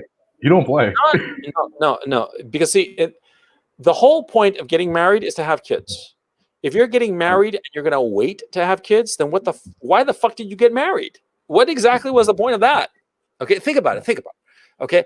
The hassle of getting married, the expense of it, the whole shebang, right? Not to mention the legal liability. Why would you get married unless there isn't a kid? Frankly, you're right. And that's why I would not get married unless the kid was already on the way. You're right. And that's why statistically, older woman, younger man, they don't really, it doesn't end in marriage because the younger man's family, they don't see her as a mom, you know? So he doesn't see her as a mom. And a lot of times it's too old to have a kid. Yeah. Yeah. So it's only a fling. I mean, that 51-year-old woman you met in Mexico years ago, you don't want to be with her. That's right. Yeah. You don't want to be with her long term. No, that was just, I was in Cancun. I was in Club Med. So, of course, I got to fuck her. You know, that's like totally on my bucket list. You know, I fucked a girl 22 years older than me. You know, that's just with record books. You didn't want to procreate with her. Yeah. I couldn't. She wouldn't be able to. Here's the thing. See, the whole point of getting married is to have a family. To have a family, you need kids. You need a young woman to have kids. Okay. And my suggestion, and I tell this to every guy, you're 25, just fuck around, have a good time, focus on your career. Okay. Have some side piece or whatever, you know, just to let off steam. Yeah. But once you got your shit organized in your business and your future, and you see your future clear, then get married. I got a friend of mine, a good friend of mine. He's like in his mid-30s, 36. He's going to turn 36 pretty soon. And he's got his shit locked down. He's in consulting. He's doing very well. And he recently got a big promotion. And so all of a sudden he sees his future real clear in his business. Right. And he's going to be doing very well. He's already earning I think he's earning like around 180 a year, right? Oh, nice. And the way things are going, you know, he's going to keep on earning more and more as the years go by. Anyway, the point now, he's starting to look seriously for a woman. Now he's 36, and he's already, and we've discussed it because we're good friends. And he's like, 20 to 25, 24, turning into 25 maximum. Okay, when we start. Oh, so even at 36, 37, you would recommend that? Sure, at any age. Okay. Oh, another thing I want to say you were right about is I remember you said that women peak at 22, men peak at 42, right? And I remember I was telling my mistake some women about this, and like, oh no, it's not true, but it is true. Even with me, and I don't have much experience. It's easier at 25 than what's at 20. And it's going to get even easier. So why do women deny it? Why do women deny that, yes, at 35, you're going to be more attractive than 21? I mean, because they don't want to face reality. Okay. And women are masters at self-deception. Well, people in general are masters at self-deception, but women in particular. Okay. Sure. And so look, it's especially the culture. The culture encourages them to self-deceive. Okay. The culture says, yeah, you go, girl. You can have any man. You can have any career, all that shit. Okay. But men have to be more realistic. Okay. Yeah. So anyway, Amado, I'm going to end it and bring on Pierre. Okay. And Amado, thanks so much. Thanks, Gonzalo. Thank you. Take it easy, man. Good luck. All right, appreciate it. Hey, whoa, Pierre, where did Pierre go? Pierre. Pierre, hop back on because you disappeared. Shit, what happened, man? I had Pierre and then he's gone. Okay. I'll bring on. Whoa, we're coming up on 3 hours. So, oh man, I got to get going. I'm going to bring on Montegia. Montegia, how's it going? Hello, coach. Are you hear me? Yeah, I hear you fine. How's it going? I'm okay. Actually, I'm from Indonesia, Asia. Oh, Maybe, really? What time is it yeah. over there? It is 1 a.m. Jesus, thanks very much for listening in. And yeah, Yeah. sorry, it's dragging you through the night. Yeah. Yeah. What's on your mind, my man? I wanna ask you 2 questions. Sure. So the first one is about the hyperinflation that's gonna happen in Euro and US. Well, What's the effect? I'm not sure it'll happen in Europe. In Oh, US for okay. sure. In the Okay. United States for sure. I'm not clear that it'll happen in Europe. But go ahead. Oh. What's your question? What's the effect on the Asia economic as on general and Indonesia for the specific, if you know something about it? No, I wouldn't know about Indonesia. I would not be able to give an intelligent comment about it. But what I can say is that, see, the Chinese in particular are going to be very conscious of what's going on because they don't want their own currency to crash. And so I think that it's going to be a localized thing to the US dollar and other currencies that are dollar dependent. Okay.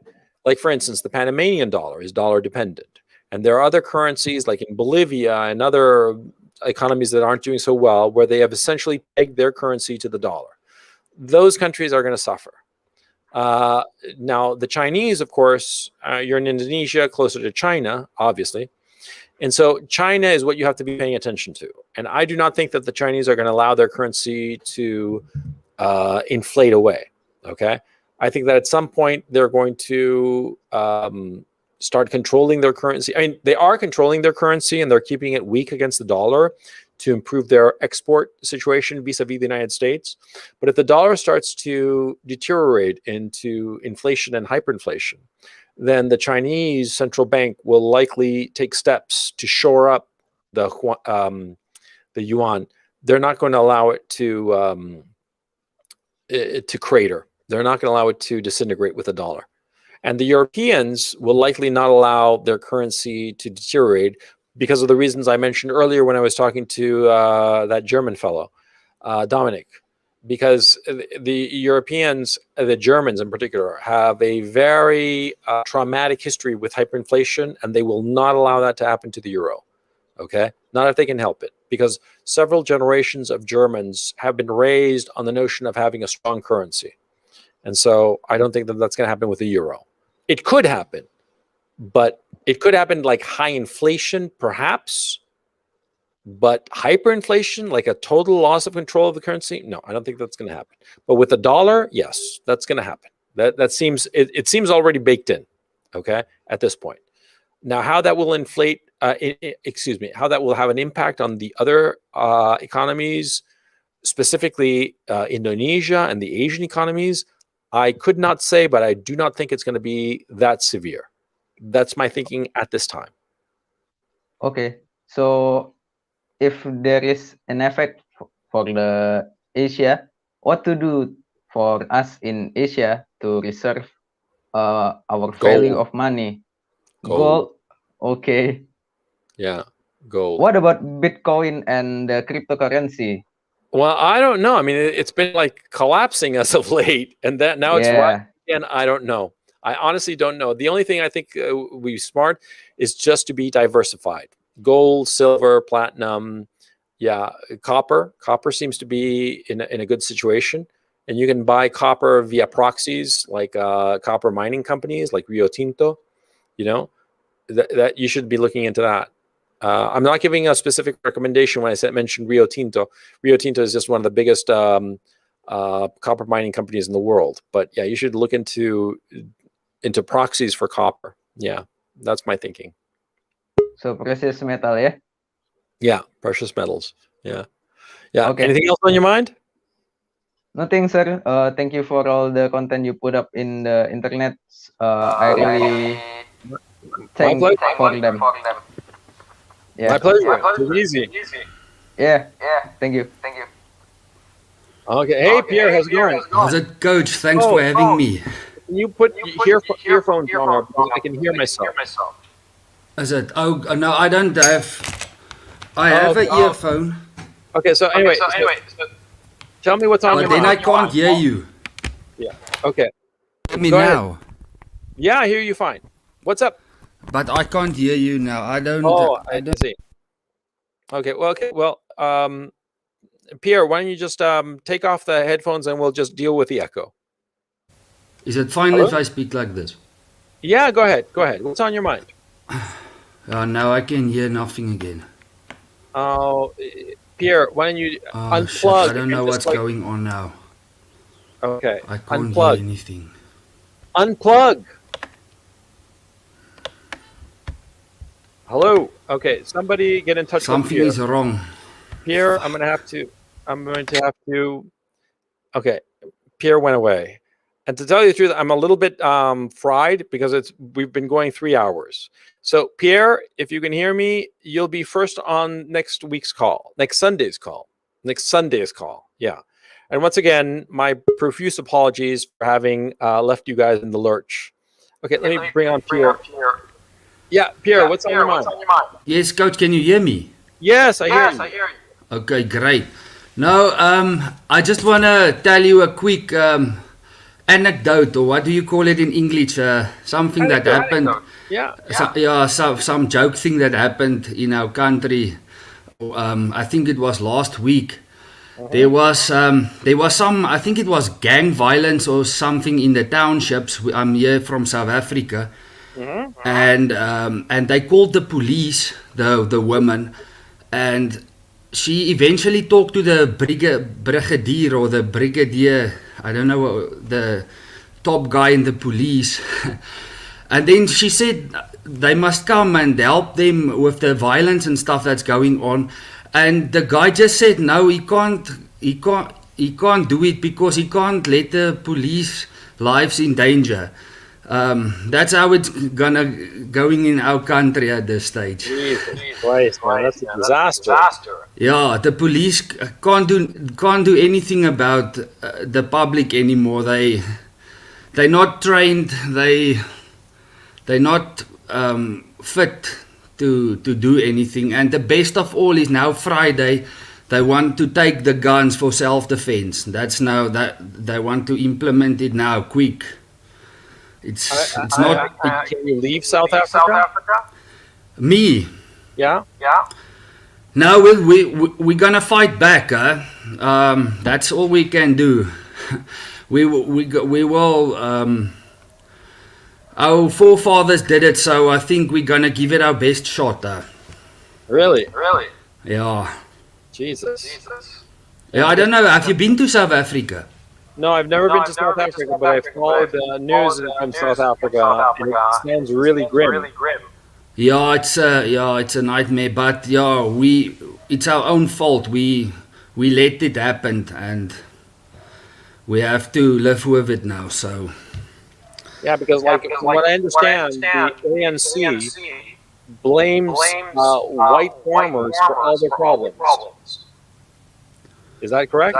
Yes. Yeah, there's a lot of farm murders and stuff. It's now, how long is the democracy?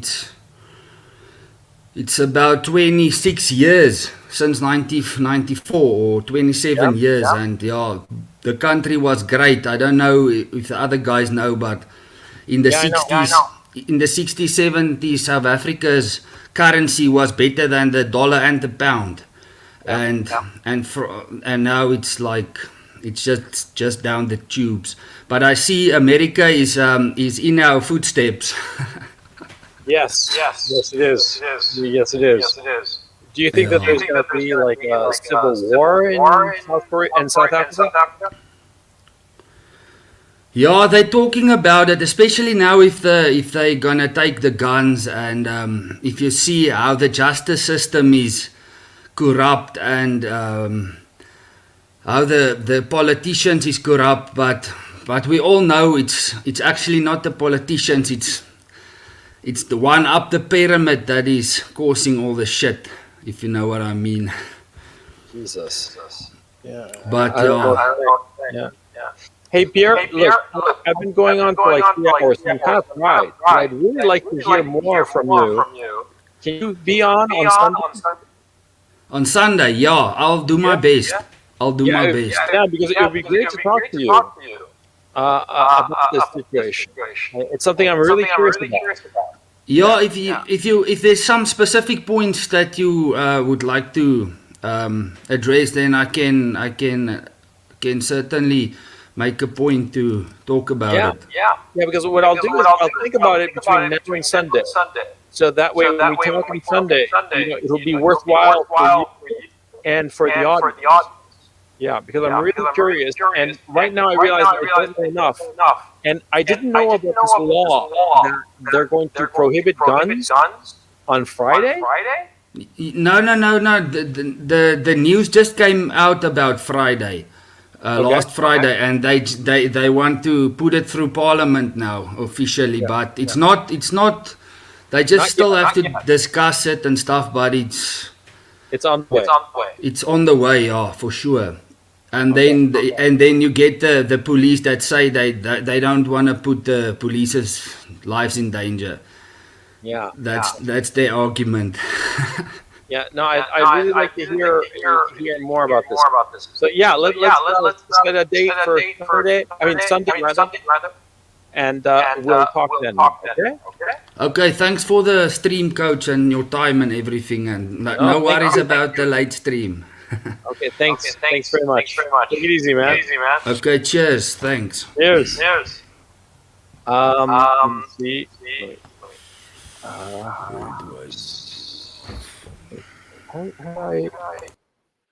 Oh, there we go. Thanks.